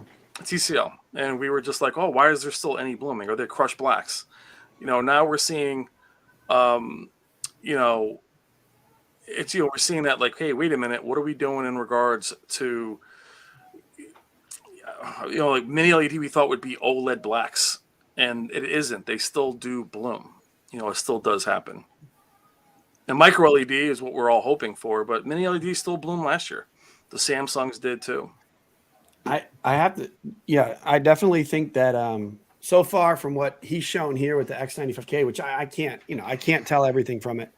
I feel like Samsung in both the QN90A and QN90B really, we take for granted how good they are for LED TVs. Like they are pretty good for LED TVs, Yeah. And that I really like the QN90B. The 85-inch I had was phenomenal. It had a tiny bit of like raised blacks in like the middle of the screen when you had black on white kind of stuff, whereas like you could see like a little bit coming through it, like went from black to like dark blue.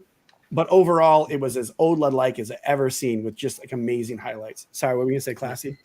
Yeah, I was gonna say that the other person out there who started the whole blooming issue thing is notorious for not updating, and that's why I said on my stream yesterday, when first out of the box loading up Netflix, you just see this giant orange circle around the Netflix logo. You get that first update, it doesn't do that anymore. Like the blooming is not perfect. It's not as good as the QN90B, but it's also not bad.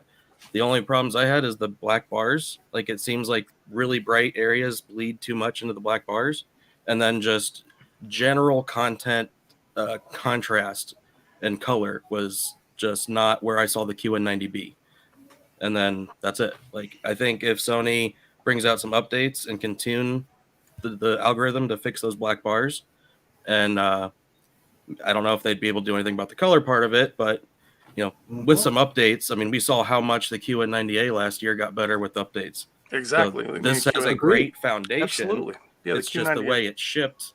It's going to need some updates. Yeah, and that's what you're exactly. The Q90A was the same. Was the Q900A was much better towards the end of the year.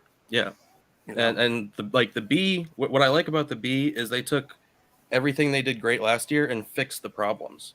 This to me feels like they took the X95J, which I liked more than the QN90A, and improved its strengths, but didn't focus on its weaknesses yet. And hopefully they'll be able to do that with updates and those dark areas or like the black bars, because it like when counting the black bars in 2.4:1 content, it looks like there should be two zones, top and two zones bottom, and it's like bleeding two zones over into those black bars. So they should be able to just shut those off if they can figure out how to detect that it's that kind of content.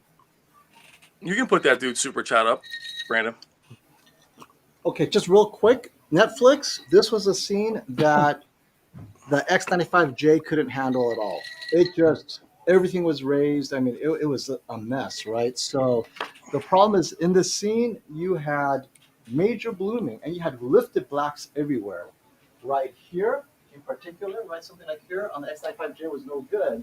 But now all you have is a little bit of blooming here, which is very similar to the QN90A. QN90A is not perfect in everything. So this is something for people to see that I hear a lot of people complaining, oh, the X95K blooms like crazy on Midnight Mass. The Q90A is a little bit better, but not way better. And if you look at the bottom black bar, yes, it's evenly lifted. I think this is their solution. But between the black bars, the X95J was not good in Midnight Mass. They addressed it here. Both are great, obviously. OLED is a little bit better, but this is Netflix content. It's not bad. So I hand it to Sony for fixing between the black bars. Now they just need to create an algorithm that's similar to Samsung to eliminate all that raised blacks in the black bar. It might not be easy. It might be a patent on it for all I know. Oh, and before I jump back behind the desk, I have to say that the color accuracy on this X95K is very good. It is very close, and in some scenes indistinguishable from the Samsung and the Sony A90J, both of which are calibrated. So as we've learned from Dwayne and Robert, first batches of production will be more color accurate than later batches. And this applies to both LG and Sony TVs. So although you might be paying a higher price, you're saving money on a calibrator to some degree if that remains true the rest of the year, where accuracy falls apart by fall. So that's something interesting I did not know. Yeah, and then I don't know if you ran it without the Samsung on the splitter to try Dolby Vision, but the Dolby Vision on the X95K is actually noticeably brighter. Yes, I did. I played with it yesterday. I love Dolby Vision on the X95K. Well, yeah, I can run that to compare. The issue is it's brighter, but at the expense of color detail. It feels normal though. It's not dark, right? Dolby Vision dark now feels like it should be. Yeah, like they got the lighting right, but they're giving up some of the color detail to push the brightness more in Dolby Vision or something. Yeah, you know what? I can run it off the splitter directly to do Dolby Vision. So give me a few minutes to do that. I think we're good. Yeah. We got a lot. I mean, I don't know, man. It's up to you. Are you guys over reviewed? I mean, it's been an hour and a half. I think we got some comments to get to. You know, we're probably good. Oh yeah. You know what? I got to do this faster, man. All right. No, you're good. Hey, no. You're doing awesome. I am thankful. I'm just saying, like, I think some of the people, you know, they're going to watch this for hours. You guys do like 7-hour live streams. So I know, right? I'm sure they'll watch it, but I just mean, we got some comments, you know, whatever. Yeah. Let's get to them. There's just one here. Paul Floyd, thanks for the super chat. Thanks for all the content. He says, I'm getting a new TV, 65-inch C10 with a 77-inch C1 be better over a 65-inch A90J or any of the above. Okay, yeah. Uses X series, X and movies. Absolutely, I think everyone would agree that the C1 and a 12-inch size is better than just getting the same size of a maybe slightly better TV. What do you got? Anyone disagree? No. Nope. Pretty straightforward, I think. Yeah. And then there was one comment that Brian you wanted to address. Yeah, I'll read it. Read it. Okay, go ahead. This is Hard 8 Gaming. Either loves you or hates you. Whisper people feel like you're just a salesman now because you said the X95 was close to OLED. But it's not blooming. It's pretty evident of any rebuttal. Well, you tell me who else in this chat or in this stream has spent time with the 85-inch. I'll wait. Oh, I was like, no, I'm just waiting for anybody to chime in. I spent that time with the 85-inch. I filmed it against the S95B. No camera tricks. What I love about YouTube is you'll watch several videos on something. You're all just watching other videos. So then you watch a video on somebody absolutely destroying it, and now you're going back the other way. Now I'm a salesman. So I'll tell you what I saw in person with the 85-inch. Now, the 65-inch wasn't as good, but to say these are all trash, it's not accurate. Not a salesman, but I wanted that comment up there. I'm not going to hide behind that comment, but I spent time with the 85-inch. He didn't. and no one else in this stream has. That is true. And I would No one also else in say this stream has. Period. Yeah. I mean, period. And what I So- showed on the 75 matched what you were saying when I switched to like Jennifer Gala's demos and stuff. Like when you put on that stuff that pushes the APL, that's really where it shines. It gets super bright, and you can tell that difference. I think yesterday on my stream, I just happened to have this new Netflix thing, whatever, babies, like wild animals. I don't know what that's graded at. It's probably 1,000 nits, maybe going up 400 or 500, whatever, who knows. And stuff like that, it doesn't get to stretch its legs. So when I went to the horses on Spears and Munzel, it was like insanely bright. So like it depends on the content you're looking at too, and that's why I showed a little bit of everything. But that's again, that can be with anything that we watch, and that's the only thing that I think you can pull them all apart. I just think that people forget that even mini LEDs will have some blooming. I think people forget what blooming used to be and how bad blooming used to be. We all lament the Z9D. Sony did an amazing job back then. They also crushed some of the shadow detail back then. Yeah, and one of the things that I wanted to say about all this is that when we're in front of these TVs, specifically, if you're TV reviewing, and I think you guys would know this, if you're watching something like one TV by itself in a pitch dark room, you can see blooming on any LED TV. And if you're in a bright room, it's very hard to see that. So depending on who you're watching and and what kind of conditions you're in, I can be tricked to say, oh, that's got a lot of blooming. And if I recorded it and just shot it off my cell phone straight up to YouTube, I could just show everyone that it sucks or it's great. And again, that's just why it's good to kind of take everyone's opinion and kind of watch a lot of reviews. And even Classy said TVs improve over the course of the year. Now, I'm still not sold on the QN90A as a TV that I really like. I still really like almost immediately how good the QN90B is. Yeah. Because it addressed the things that I didn't like about the TV last year. But like you're right though, things change over the course of the year. And I definitely am interested in seeing this TV myself. But what's funny with what I'm saying is that if you saw it in person and then came back at me, then we can have a conversation. But you watch someone else's video, whether they overexpose it or they're shooting it off angle without a tripod, and it's 20 inches smaller, and then you want to come at me and tell me that I'm not being honest. Again, 85 inches is the one that we spent more time dimming with. zones. And it's also so much more dimming zones. It's the same way I felt with regards to the S95B too. Like the same day thing, dude. The day I put my review out, I'm answering questions about like the 9% window versus the 10% window, and I'm like, I really don't give a shit, to be honest. I'm like, I just got the TV, I just turned it on, and I'm showing you how it's mesmerizing to me. It's great, I love it. Great, we start talking about the trickery of Samsung as the first thing I hear because Vincent makes a video, and it's like, that's awesome, but that's just one opinion, and he's got a great opinion, but he also knows as a reviewer he can push people in one way or the other, just like everyone else can. I really try to stay neutral. Like I know when I say something, people are going to have that opinion. So I try not to say things that push one way or the other. I try to stay neutral. I mean, sometimes I just don't like a TV and I'll say it. But if you say like there's trickery or you put that in like a thumbnail, then people are going to believe it. Of course. But I think it also goes back to what do you want to hear?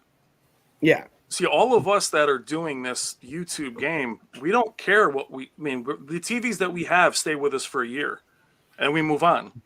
But those in the comments, it's what you want to hear. The A90J getting beaten by the QD OLED, all of a sudden we were Samsung shills. It happened in like 5 minutes in the chat. And then all of a sudden it was like when Vincent's video came out, oh my God, thank God. The truth, right? The truth. Yeah, but it's all about what you want to hear.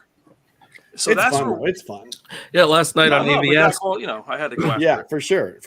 Last night on AVS, like 5 minutes after FOMO and I were talking about the X95K, someone already had a list of each negative thing we said, but nothing of the positive stuff.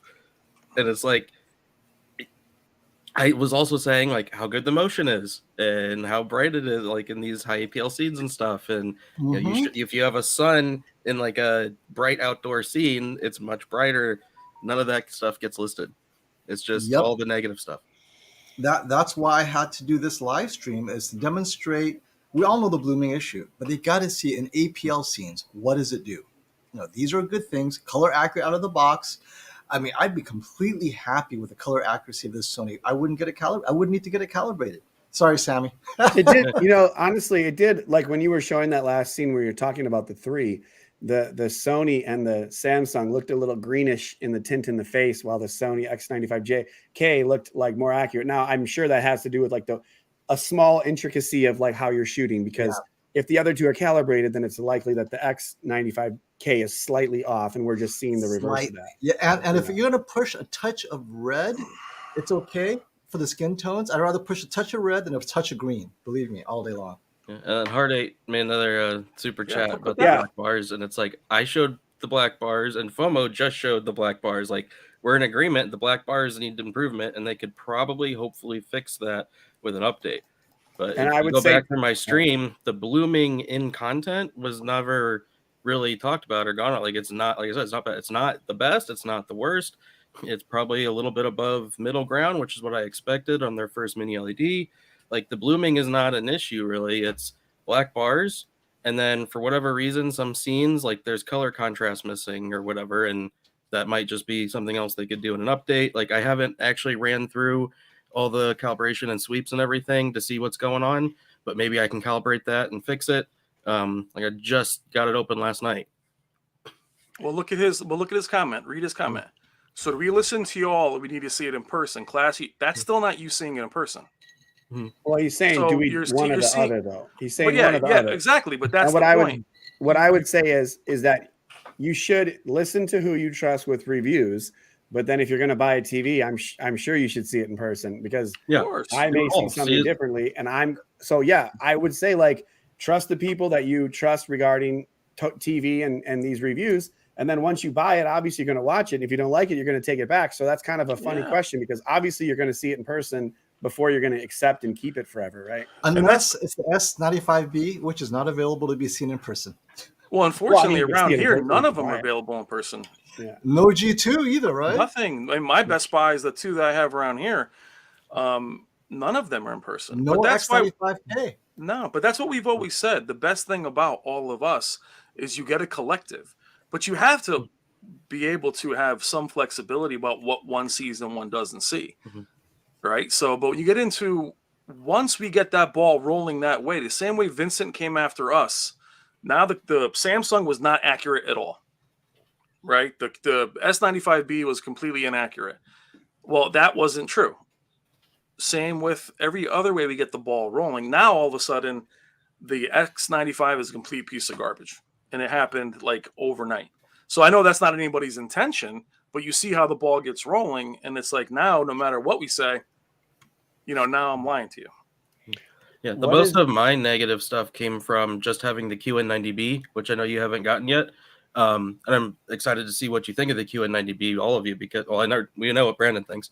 But it really is a bigger improvement than we all expected. We all thought QN90B is going to be the A with minor improvement. Like there's nothing on paper that says it should be better.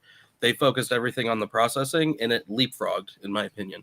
Which So is if you awesome. compare the QN90A to even the X95J last year, I would take the Sony, and I would take the X95K over the 90A. It's the 90B that shot itself above, in my opinion, and that's what I'm comparing it to with the pricing of the X95K. The X95K, in my opinion, should be cheaper than the B. Well, and that's but also what we deal with too, and that's the same with the C2, is that now the way they stagger their releases, the Samsung's already cheaper, and Sony's already more expensive. That's why the A95K is going to struggle. Well, Brian, I mean, and this is to some people's comment about, that $2,800 is too much for the X95K. Not just the X95K, the QN90B at retail. You can go to Costco or Best Buy and get a 77-inch A80J or a C1. And that. So somebody asked me, I lost them. We lose them. I'm here. I lost them. But that's what I was saying, that somebody in the comments asked me, would you trade in your OLED for an X95K? No, because my gaming features, they don't make a 77-inch, I like the sizes I have, but they need to be better at gaming. If the X95 or the Z9K didn't disable local dimming, we'd have a very different conversation. But I don't see where I'm a salesman when I did a whole video on that. Hey, and just to be clear, I wasn't calling you a liar. I just curious your thoughts. He says. Well, then just you have to. The way you phrased it is not the way I read it. That's why I wanted your comment on screen. I lost FOMO, but let's. Here he's coming. I'm back. I lost that comment. Here it is. I just want to get this before it falls off. How is the gridding? It's bad on my X95J. Regret it.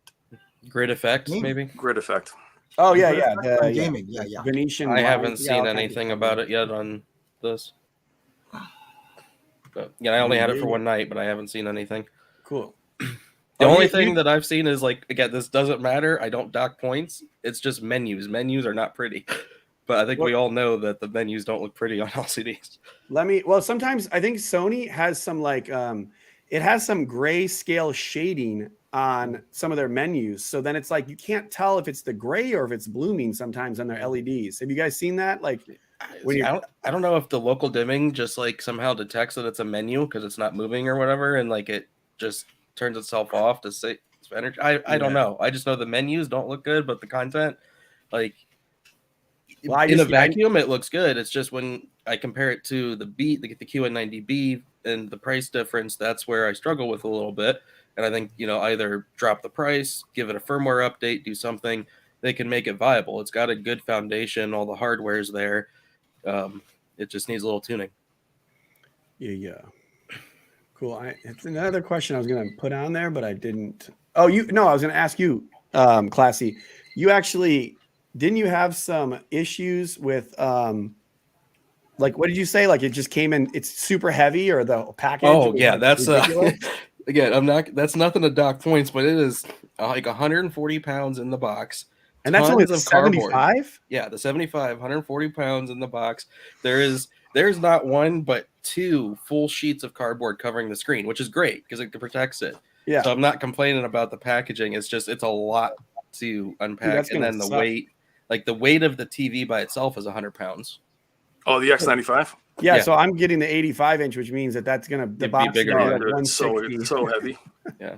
And it's me and Jen. My table that I'm using, the feet are leaving indentations in that table. Oh yeah, man, that's funny. Yeah, these TVs are. It's interesting to me that like that TV is so heavy. And I mean, does that make you guys think that this backlight master drive was it a heavy feature? Like, was it a heavy TV back in the day when it had this thing? Or wasn't it really thick, like 3 inches thick or something? But then we talked about it. That's more of a marketing gimmick, or at least FOMO had said that. He's not trying. I don't think he said it, but it was like, so why is it so heavy? That's a huge, heavy TV. I mean, the QN90B is not very light either. It's pretty heavy as well. The Z9G was over 200 pounds. Damn. So it was crazy. Also 4 inches thick. So I think people were like, why exactly would I want? Because as LEDs are just so much. And I think we're not seeing many LEDs be as thin.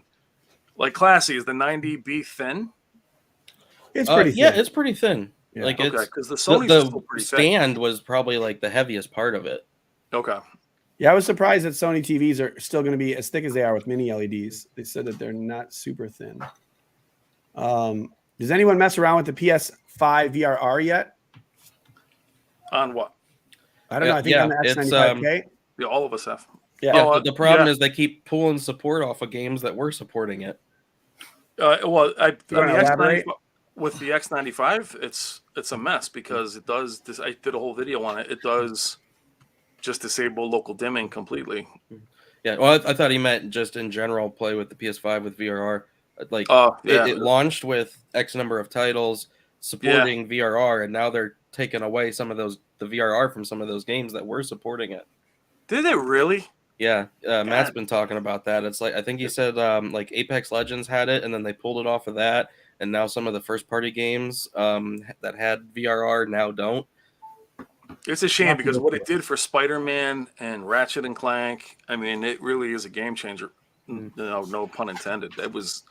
I love what they're doing with it. It's just without VRR on these LEDs, they're really hard to recommend.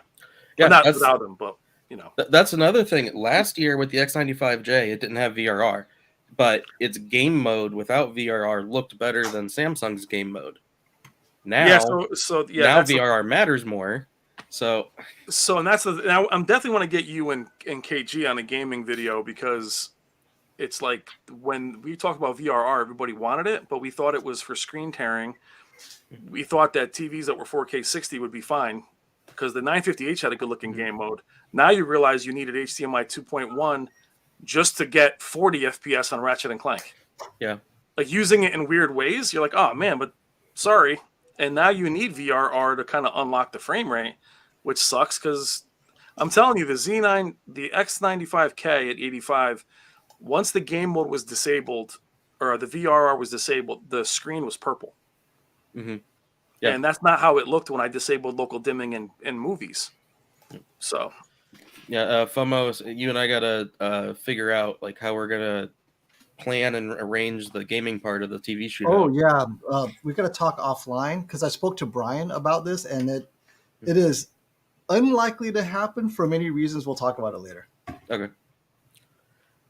Oh, and Robert's trying to lock down the 5,000 nit reference monitor for HDR testing. Oh, the Flanders?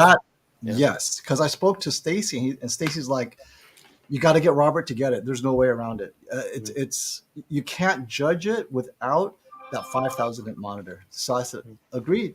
And I spoke to Robert. He's in the process of trying to lock it down. I don't know. It's either the Dolby Pulsar or the Flanders, but either one will be either 4,000 or 5,000 nits. And at only $21,000, guys, what is that? Yeah, for what, 30 inches or less? Right? 31 inches, $21,000. Hello. Hey, Christopher had asked, sorry, I meant specifically about VRR and LG OLED. I heard they disabled some settings on LGs. I'm not sure. If that's Okay. So the thing is with the PlayStation, when they brought that update, it is forcing auto low latency mode, which causes the LG to gray out all of the clarity settings. But there's no reason for a big deal to be made of that because those settings don't do anything anyway. Like if you turn on smooth gradation in game mode on the LG, it doesn't apply anything in game mode. So those settings being grayed out doesn't really matter. The old graying out. Did This someone is ask a me a great question? question for Brian. Oh, did we answer Christopher's question first? I'm sorry. I think we did. I'm sorry. I'm kind of like tuning out because the basketball game's about to start. So I'm kind of listening to that in this ear, and then I'm listening to the stream in the other. This one is a great setup for Brian. I don't know how he got this, but I think Brian needs to answer this. No, it's not. It all depends on what you like. Like me, I'm a fan of LEDs. I'm always rooting for them. I like real white in scenes. I like higher peak brightness.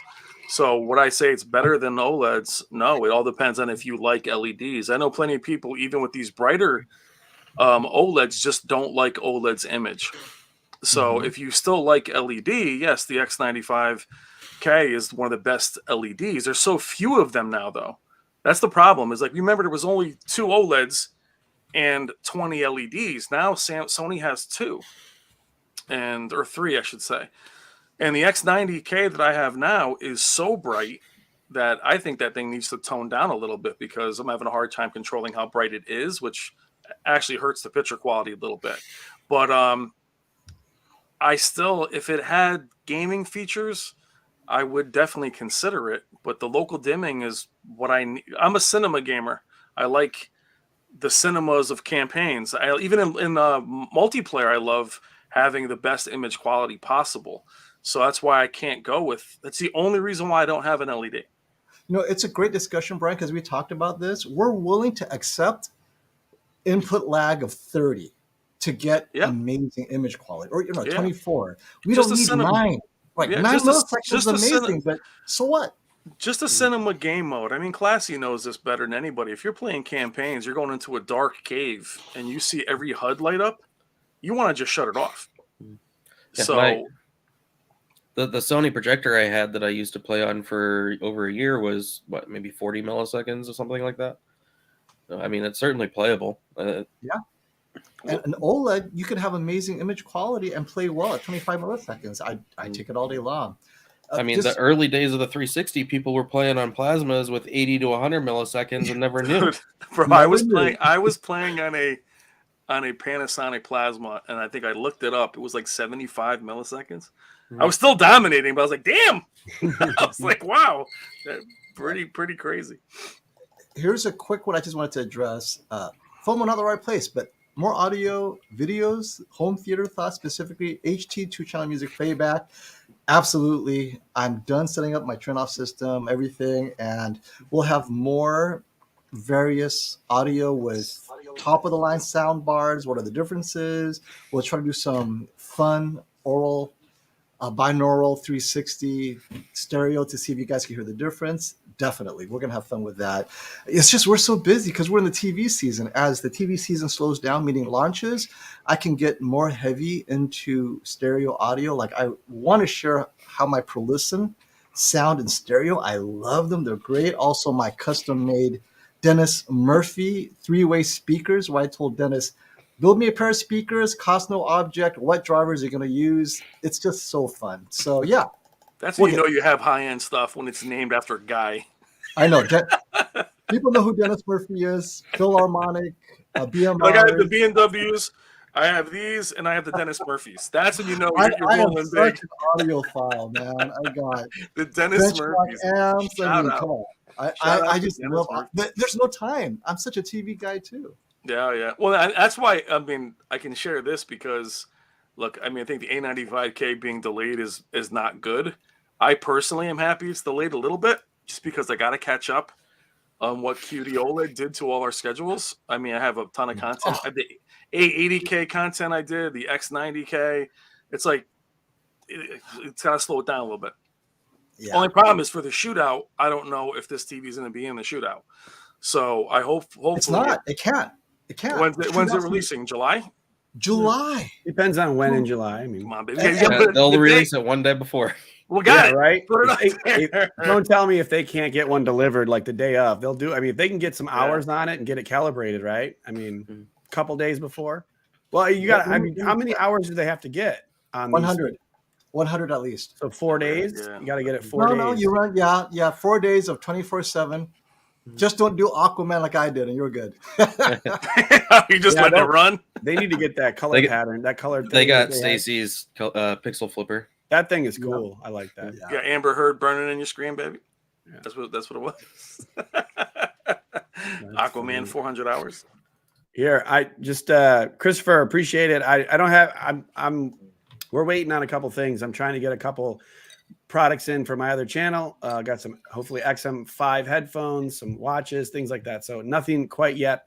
Got a couple videos up there on my other channel if you guys want to check it out. A couple Tesla videos. So early July, like you said, the day before the shootout, because early July is what, the first 10 days of July. Shootout is on July 10. That's like me in my mid 40s. So you're 43 or you're 49? That's my mid 40s, baby. Don't worry about it. Mid 40s until I'm 50, right? My mid 40s, brother. Early. You guys want to field a question just to see some prices? Yeah, let's go. A Europa, the possible TVs, all 65. A moon around Jupiter's Europa. Go ahead. And you want to read that, FOMO, so you can see the prices? Yep. Hello, guys. I'm from Europa, and this are the possible deals here in Europe. All 65 inches, all right? 65 inches. QN90A, 1250. QN90B, 1900. Ooh.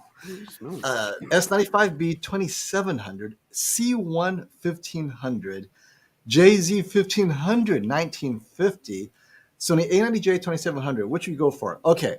The Sony A90J 2700 is a bit expensive. 2700 and 27. So let me do pairing. So I'll go first. In pairing, I'll take the S95B over the A90J. I'll take the Panasonic over the QN90B. The QN90 is so inexpensive that if you need to save money, but I wouldn't go for it because it cannot do spectacular highlights. But if I'm going to go for the QN90B, I might as well go for the Panasonic JZ 1500. So, and that is definitely better than the 1500 because it has the heatsink. So I will go for the JZ 1500 because I don't think the S95B is that much better because Panasonic is Sony film-like, but better darks. Like near black is, we don't get it here, but I do watch Vincent and he's so impressed by its near black. So I'd go with the JZ 1500. What do you guys think? What gaming feature was Panasonic trying to slip by us last year? Classy. Were they cutting the resolution? They were, but I thought they released an update to fix it. I know they're using the MediaTek stuff just like Sony, and that's what would pull me to the QN90B here. And then if you wanted to go high end, then the S95B. Yeah, that Panasonic lost me a little bit with that. Yeah. Little bit. Yeah, I'm a movie guy, so I'm fine with the JC 1500. Also, C1 at $1,500 is not a bad deal either. Just that's great. If this is your first OLED, yeah, €1,500, if that's what it is, could be an easy one too. Just get the OLED. If you can control the light in your room, you probably like the C1 too. You know. Yeah. On a budget, C1, 1950 is great, man. But 2700 for the A90J, I would not choose. I would not pay the premium for the Sony if the Panasonic is less expensive at 1950 because it doesn't have great audio, but it's got the heatsink that's pushed harder than the Sony. Definitely brighter than the Sony. I wonder if they got the A90J later. Was that why it's so expensive, you think? No. This is Sony being logistics. Sony. Just probably customs logistics, that kind of stuff. Who knows? But they gave Switzerland the A95K? Yeah. Sweden. Sweden's got the A95K? All right. And France. For you guys, early. Apparently, that's what you get when you join NATO. You get nice. early TVs. And the A95K is cheaper in Europe. It's 35. It's only $100 more or 100 pounds more than the S95B. Quit NATO and rejoin so we can get. They said it there by accident. They're like, "Oh man, my bad." That is awesome. Speaking of that, this is another great question. I don't know if I skipped it. Sony A80K, LG G2, same price. Which would you guys choose? Gamer G2, get the cheaper one. For me, get the cheaper one because I think I game fine on either one. What do you guys? I think save money, get the A80J, or if you're gaming, get the G2. And if you're really stuck on the K, I would still get the G2, just because most people, I know this, most people don't care so much about the accuracy part. And when you put the G2 in the Cinema Home with dynamic tone mapping, it will make your 1000 nit content brighter than it's supposed to be and push those highlights. And that's where it separates from the other OLEDs. And the G2, if you get it early, it was out of the box accurate. All the G2s that D-Nice have been calibrating, he's like, wow, pre-calibration, spot on. Yeah. Matt said the same thing about mine. I don't know about yours, but it looks like early in the year, you're going to get some good accuracy. The 77 has the new panel. It's got everything. It's basically the 77 G2 is like the most optimized WRGB OLED to date. Well, price not an issue. He said price not an issue. Yeah, G2. Well, but the 80K is, everyone keeps thinking it's comparing to the G2. It's not. It's compared to the C2. Yeah. Right. I mean, I did the comparison yesterday. It'll be up tomorrow. I mean, they look so similar. I just think everyone with the new panel thinks the A80K is the new A90J. Yep. And it's really against the C2. So I would go G2 in that regard. Yeah, because last year the A80J was more of a competitor to the G1 because the C1 was software locked. Yeah.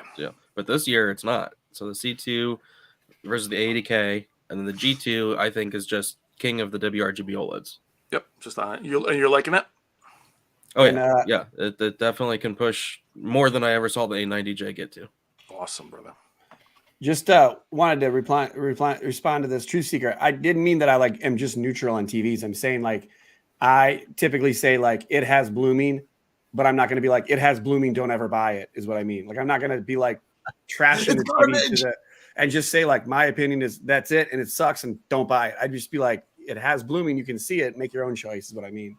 And then, sorry, go ahead. I was gonna say the QN90B has blooming too, especially if you throw on those torture demos. Especially ratings, they gave it a lower score because they just use a test pattern. But in reality, when you're watching content, the QN90B is much better than the A with local dimming control. Yeah. Well, and let's face it, they're all going to still have blooming. Yeah, it's just a fact. I mean, and I think that's where people are like, oh my God. I mean, the mini LED, it's like the Hisense, the dual cell. OLED blacks, no, didn't do that. So I think people were shocked. It's like, you guys have to know you're never going to get OLED blacks on an LED. It's not possible. Let me answer this question. Sure. I will turn on my S95B settings right now. Just continue answering. Brandon, there's a good question for you.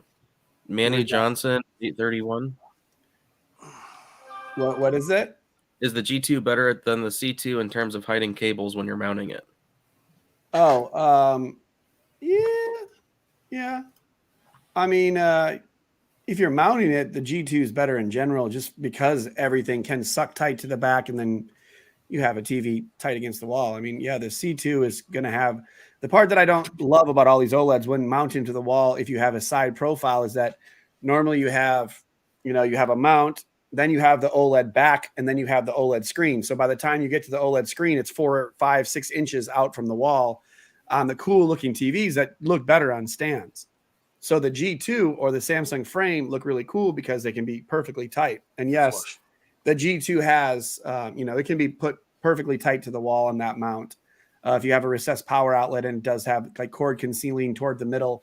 So you could put like a dual outlet with a power outlet and low voltage in the middle, and it looks pretty good. It's hard to get it perfectly tight though, because the HDMIs don't sit in that channel well. And then when it gets like to the point where in the middle of the TV by the power, it's a very small window to get everything like crunched tight to the wall. It's not easy to do, but it can be done. Yes. Thanks. Hey, Brandon, are you planning on getting an 83 G2 by chance? I am.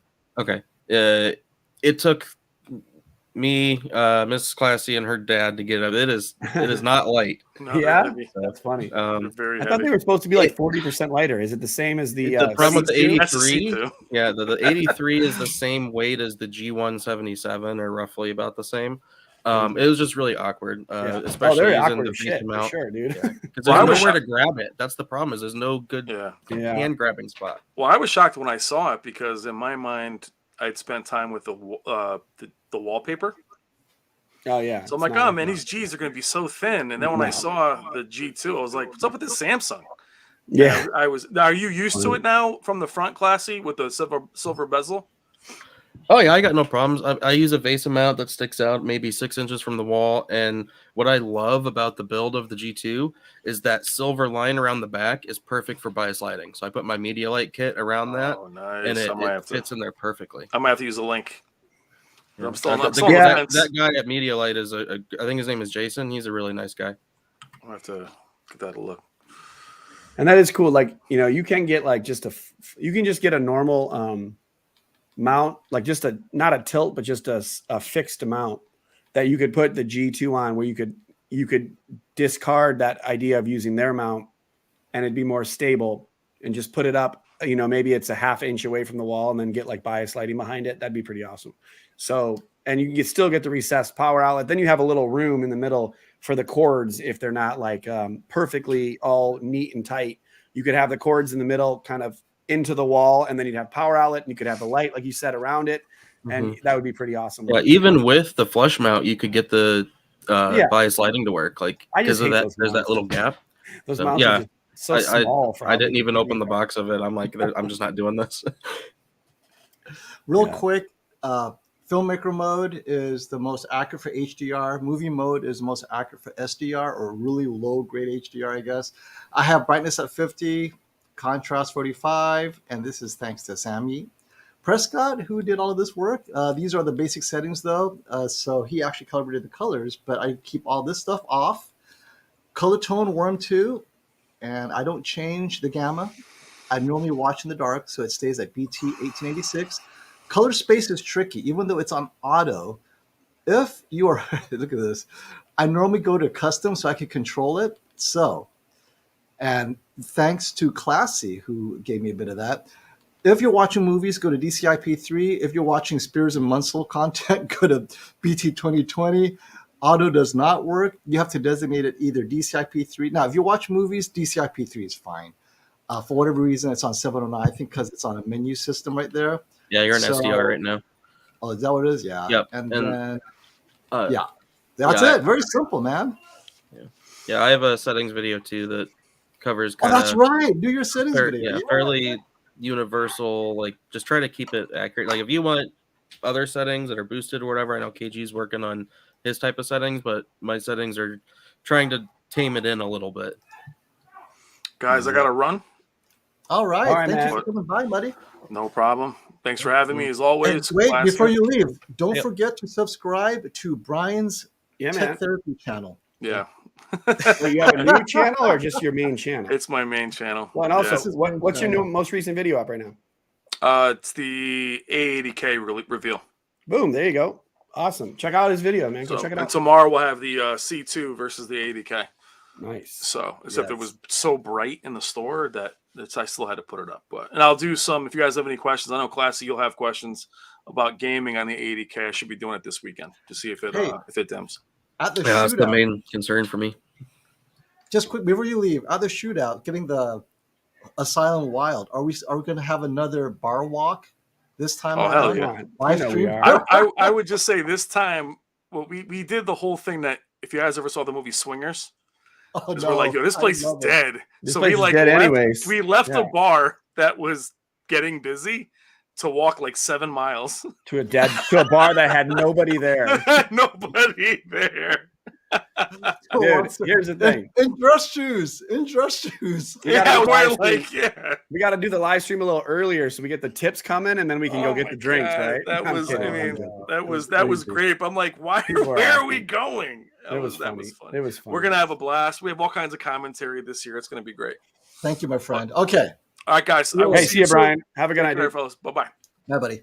So thank you, Ty Williams, for the super chat. FOMO, is there a home theater tour in the works? We love seeing a big, beautiful rack. So there is a tour in the works, but there's not much to see. I don't do a lot of items in the rack because I run a fully active speaker system. I have the Trinov, I have the Genelex, all active, so I don't have any amplifiers, right? These are all individual active speakers because I specifically did not want to run amplifiers, and I love Genelec and their GLM, room correction, all that great stuff. So it's more of a tour of the speaker setup, maybe. I got the JTR Captivator 4000s, double 18-inch subwoofer in near field that will literally blow me off my seat, plus Genelec subwoofer 7370 12-inch so that they can match with all of my speakers. The actual rack itself is just There's an echo. 2 items, the Trinov and the Kaleidoscape, and then I have a couple of Blu-ray players, the Revon and the Panasonic, and the Xbox and the Series and the PS5. I mean, my rack is so boring. I don't know. That's a beautiful rack. It's a big, beautiful rack. It's a big, beautiful. It's what is the quality? Shane Spare Change. His rack is crazy. He's got conditioners and power, this and that. And I look at it, I'm like, dang, that is lightweight. But Here we got a question here from Jennifer Gala. Oh, She got Jennifer, the C1 and is wondering if there's a pop-up menu. She pressed home button and it goes full screen. Who wants to break it to her? I'll let Classy. There isn't. Oh, I don't know if he's hearing me.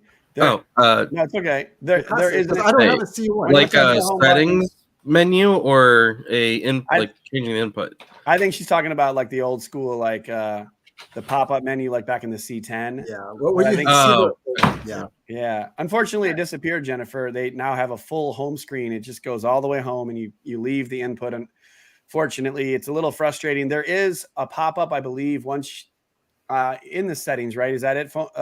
There is Yeah, the something settings is a that pops pop-up. up. But the home screen is Yeah, not. the home screen is a full home screen now. So that does bump. It's a bummer because the same thing happened with Samsung this year now. So Samsung QN90B, now they also have a home screen. So now I'm pressing on all these TVs that I'm used to having the home screen. I'm pressing buttons and I'm like, crap. On the LG, you can program apps to the number keys though. Right. So that's That good. helps. And again, it seems like that the pop-up menu does come up sometimes when I least expect it. I'm like, oh, there's apps. Why is it there? But it's not like when I press home, that's kind of And annoying. Jennifer, please reach out to me, either direct message on Twitter or on wherever, email me, because we need to collaborate. I need to talk to you about high-net content for the review.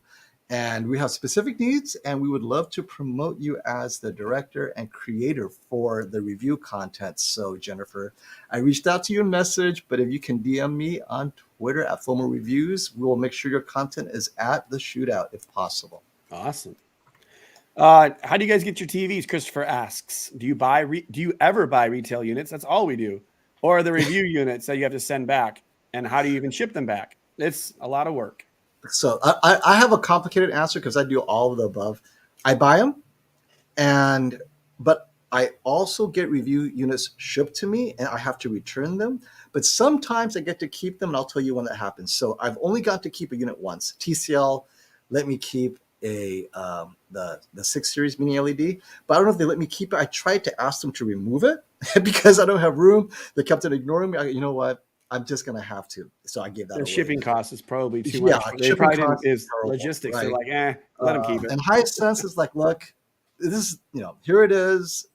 It's not for anything. Just when you're done reviewing it, we're gonna have to take it back, but you get to keep it for as long as you need to. So I had that one for 4 months, and they came back and took it. That was the U7G and the U8G. The U6G I bought, and I was not impressed with it very much. So I normally buy all my TVs. I either buy it from Best Buy or Robert Zone at Value Electronics, and he does.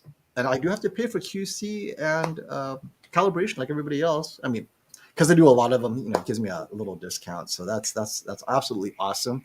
But small stuff that I review, like streaming sticks and stuff, they send it to me and say, hey, just keep it. It's like $50, whatever. So those things, more often than not, I get to keep.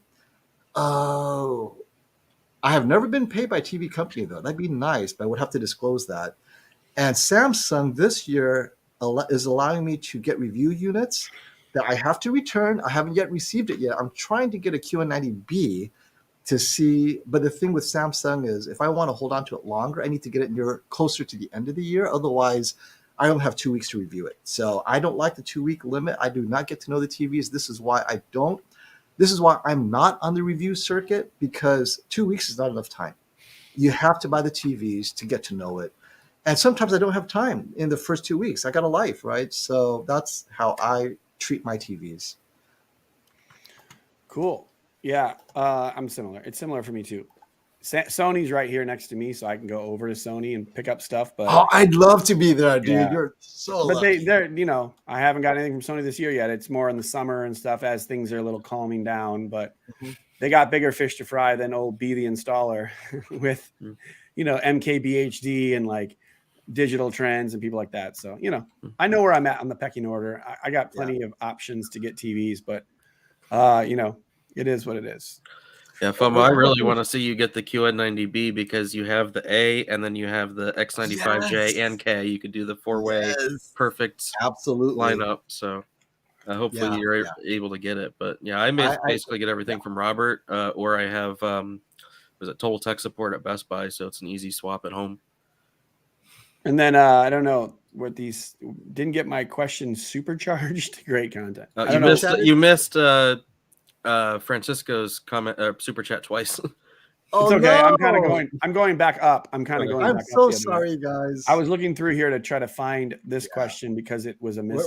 This is the first time we're doing this live review thing, and we're all over the place. I'm good. We've hit pretty much all of them except for go ahead. I'm going to defer this to Classy. That's me. Yep. Just email me, keepitclassytech@gmail.com. Michigan is stone's throw away. And stone's throw. Actually, it is. You're right. Yeah. It's like A90J, good for games. It will have the ASBL dimming like the A80J. However, as soon as there's a scene change, it bounces it back instantly, whereas the A80J is more gradual and slower. So it's better than the A80J in that regard.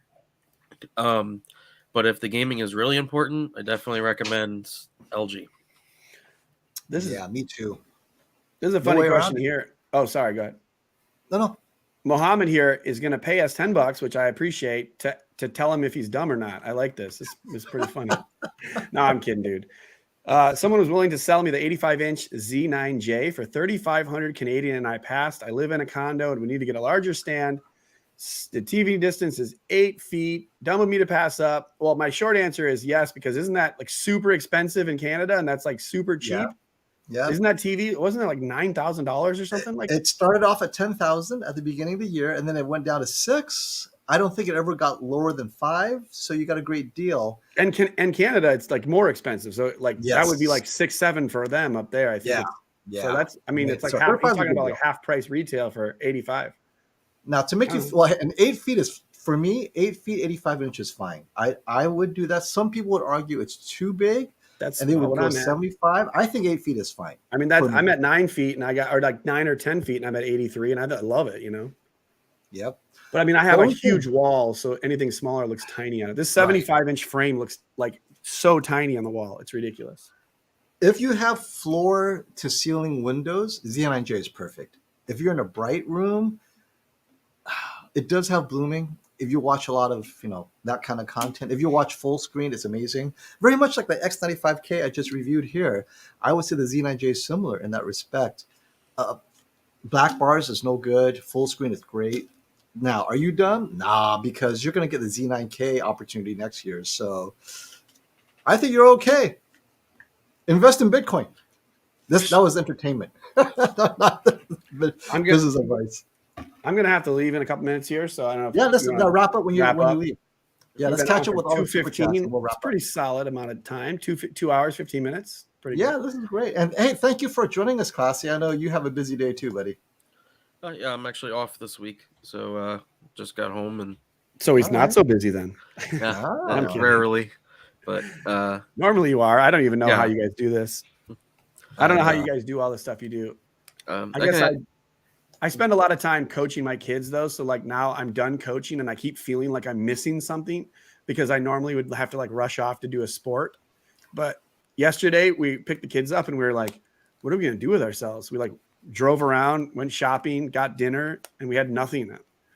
Although my editor has COVID, so he was sitting next to me all day, and now I'm concerned I might have COVID, so that sucks. Yeah. Right. So FOMO and Brandon, I got a question for you, but I want to answer CJ's question real quick. He was asking. Yeah, go ahead. Adam, you're right. I do want to watch the game. Go ahead. You're good. CJ asked about asking Robert if Sony will add logo dimming to the 2021 TVs. I can answer that. We talked to the Sony rep at the shootout last year. That's not going to happen. It will be a miracle if it's in the 2022 TVs. I don't think it's going to be a while until they do something about that, the way it was described to us.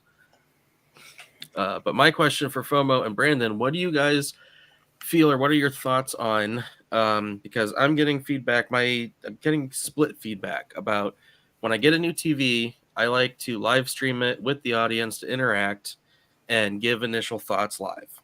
The problem is some people see that and think that's a review, which obviously it's not.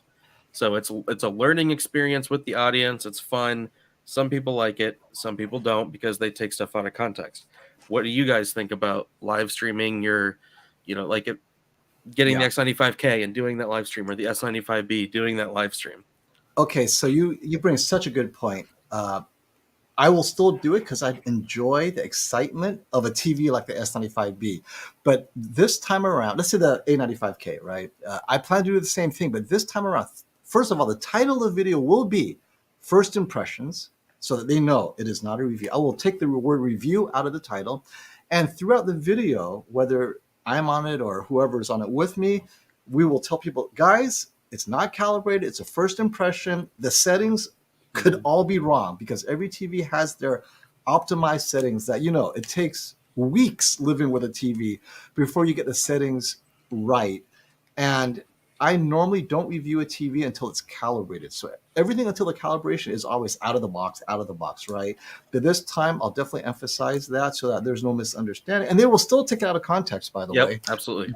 Always. But we do these videos for our people. The people who take it out of context have an agenda. I cannot stop them, but our people deserve the excitement to be shared with them, and that's why they're there. And I think that loyalty deserves to be repaid. So I thought it was just so much fun. What you did, what I did, and what Brian's doing, it separates us from the pack because it allows us to give us our honest first impression. And sometimes it's completely wrong. It's like, oh my God, it's so great. And then, wait a minute, I didn't notice this, right? I like to come back and say, okay, you know what? I was wrong. Like Matt, Ninjician. Oh, no, now that's calibrated. I love the S95B. We don't get to say that unless we gave you our first impression. And it's even better when we come back and say, you know what? You're right. Call me out. I want you guys to catch me on that because this is part of the community relationship. So yeah, I definitely continue to do that. Yeah, the only reason that I don't do live streams on my channel now is just because, I think it's fine. You should do it. I just like I'd like to put my thoughts in order, even for first impressions, kind of put my thoughts in order and kind of make a more succinct video, because sometimes when I do live streams before, that's FOMO and I have talked about this, doing like a 2 hour or more hour live stream, then it kind of, it lowers the priority of your video versus other videos and similar content. So if is like the best video that's promoted is a 3-hour live stream, they may say, nah, I'm not going to watch this dude. And so with me still having only, 20 to 30% being my actual subscribers versus 70% or more being new people, I want to make sure the new people are exposed to my most, like the videos that are most succinct. And, that's kind of why I just don't do it. It's a general rule for me in YouTube, which is why I like having the streaming channel. But yeah, I think it's great to have initial impressions. And I think people in the community that watch a lot of this stuff love it. So I think, I think you just deal with the comments and you deal with people saying that, oh, this is not accurate or this is not how you felt before. That's just part of the game. And you just got to get used to the comments of people that are around a lot because everyone's going to have an opinion, man. Yeah. So, I mean, yesterday I said, I don't know how many times, like, this is a learning process. I'm just getting to know the X95K. And then after the stream, you look at AVS and it's like, he said this, and this is bad about it. Oh, you know what? So if you have that ticker on the bottom, then the ticker will kind of help minimize that. Even if they take it out of context, if they do a screen grab, at least you have the ticker on the bottom, right? Where I have this A90J thing. First impressions, this is not a final review. Things change, blah, blah, blah. I mean, it's almost like a footnote in a publicity or marketing material, but that's what we got to do. And, because I mean, I plan the next few hours to sit here and just go through more content on it and see what I feel about the X95K, try playing some games. I could just move this over to an after-hours stream and just let it go. But then who knows what people are going to say of what I said about it, So. Yeah. And if you leave it up there, you will have your backers who will say, dude, you took it out of context. Didn't you see this? And they're like, oh, yeah, well, blah, blah, blah, blah, blah. Last super chat. I got to go. Yes, how is the actual picture on the frame? I know the TV looks cool on the wall, but how is the actual picture? I have a review. Well, I got an install coming out this weekend, review next weekend. And I'm buying one too. Buying one too.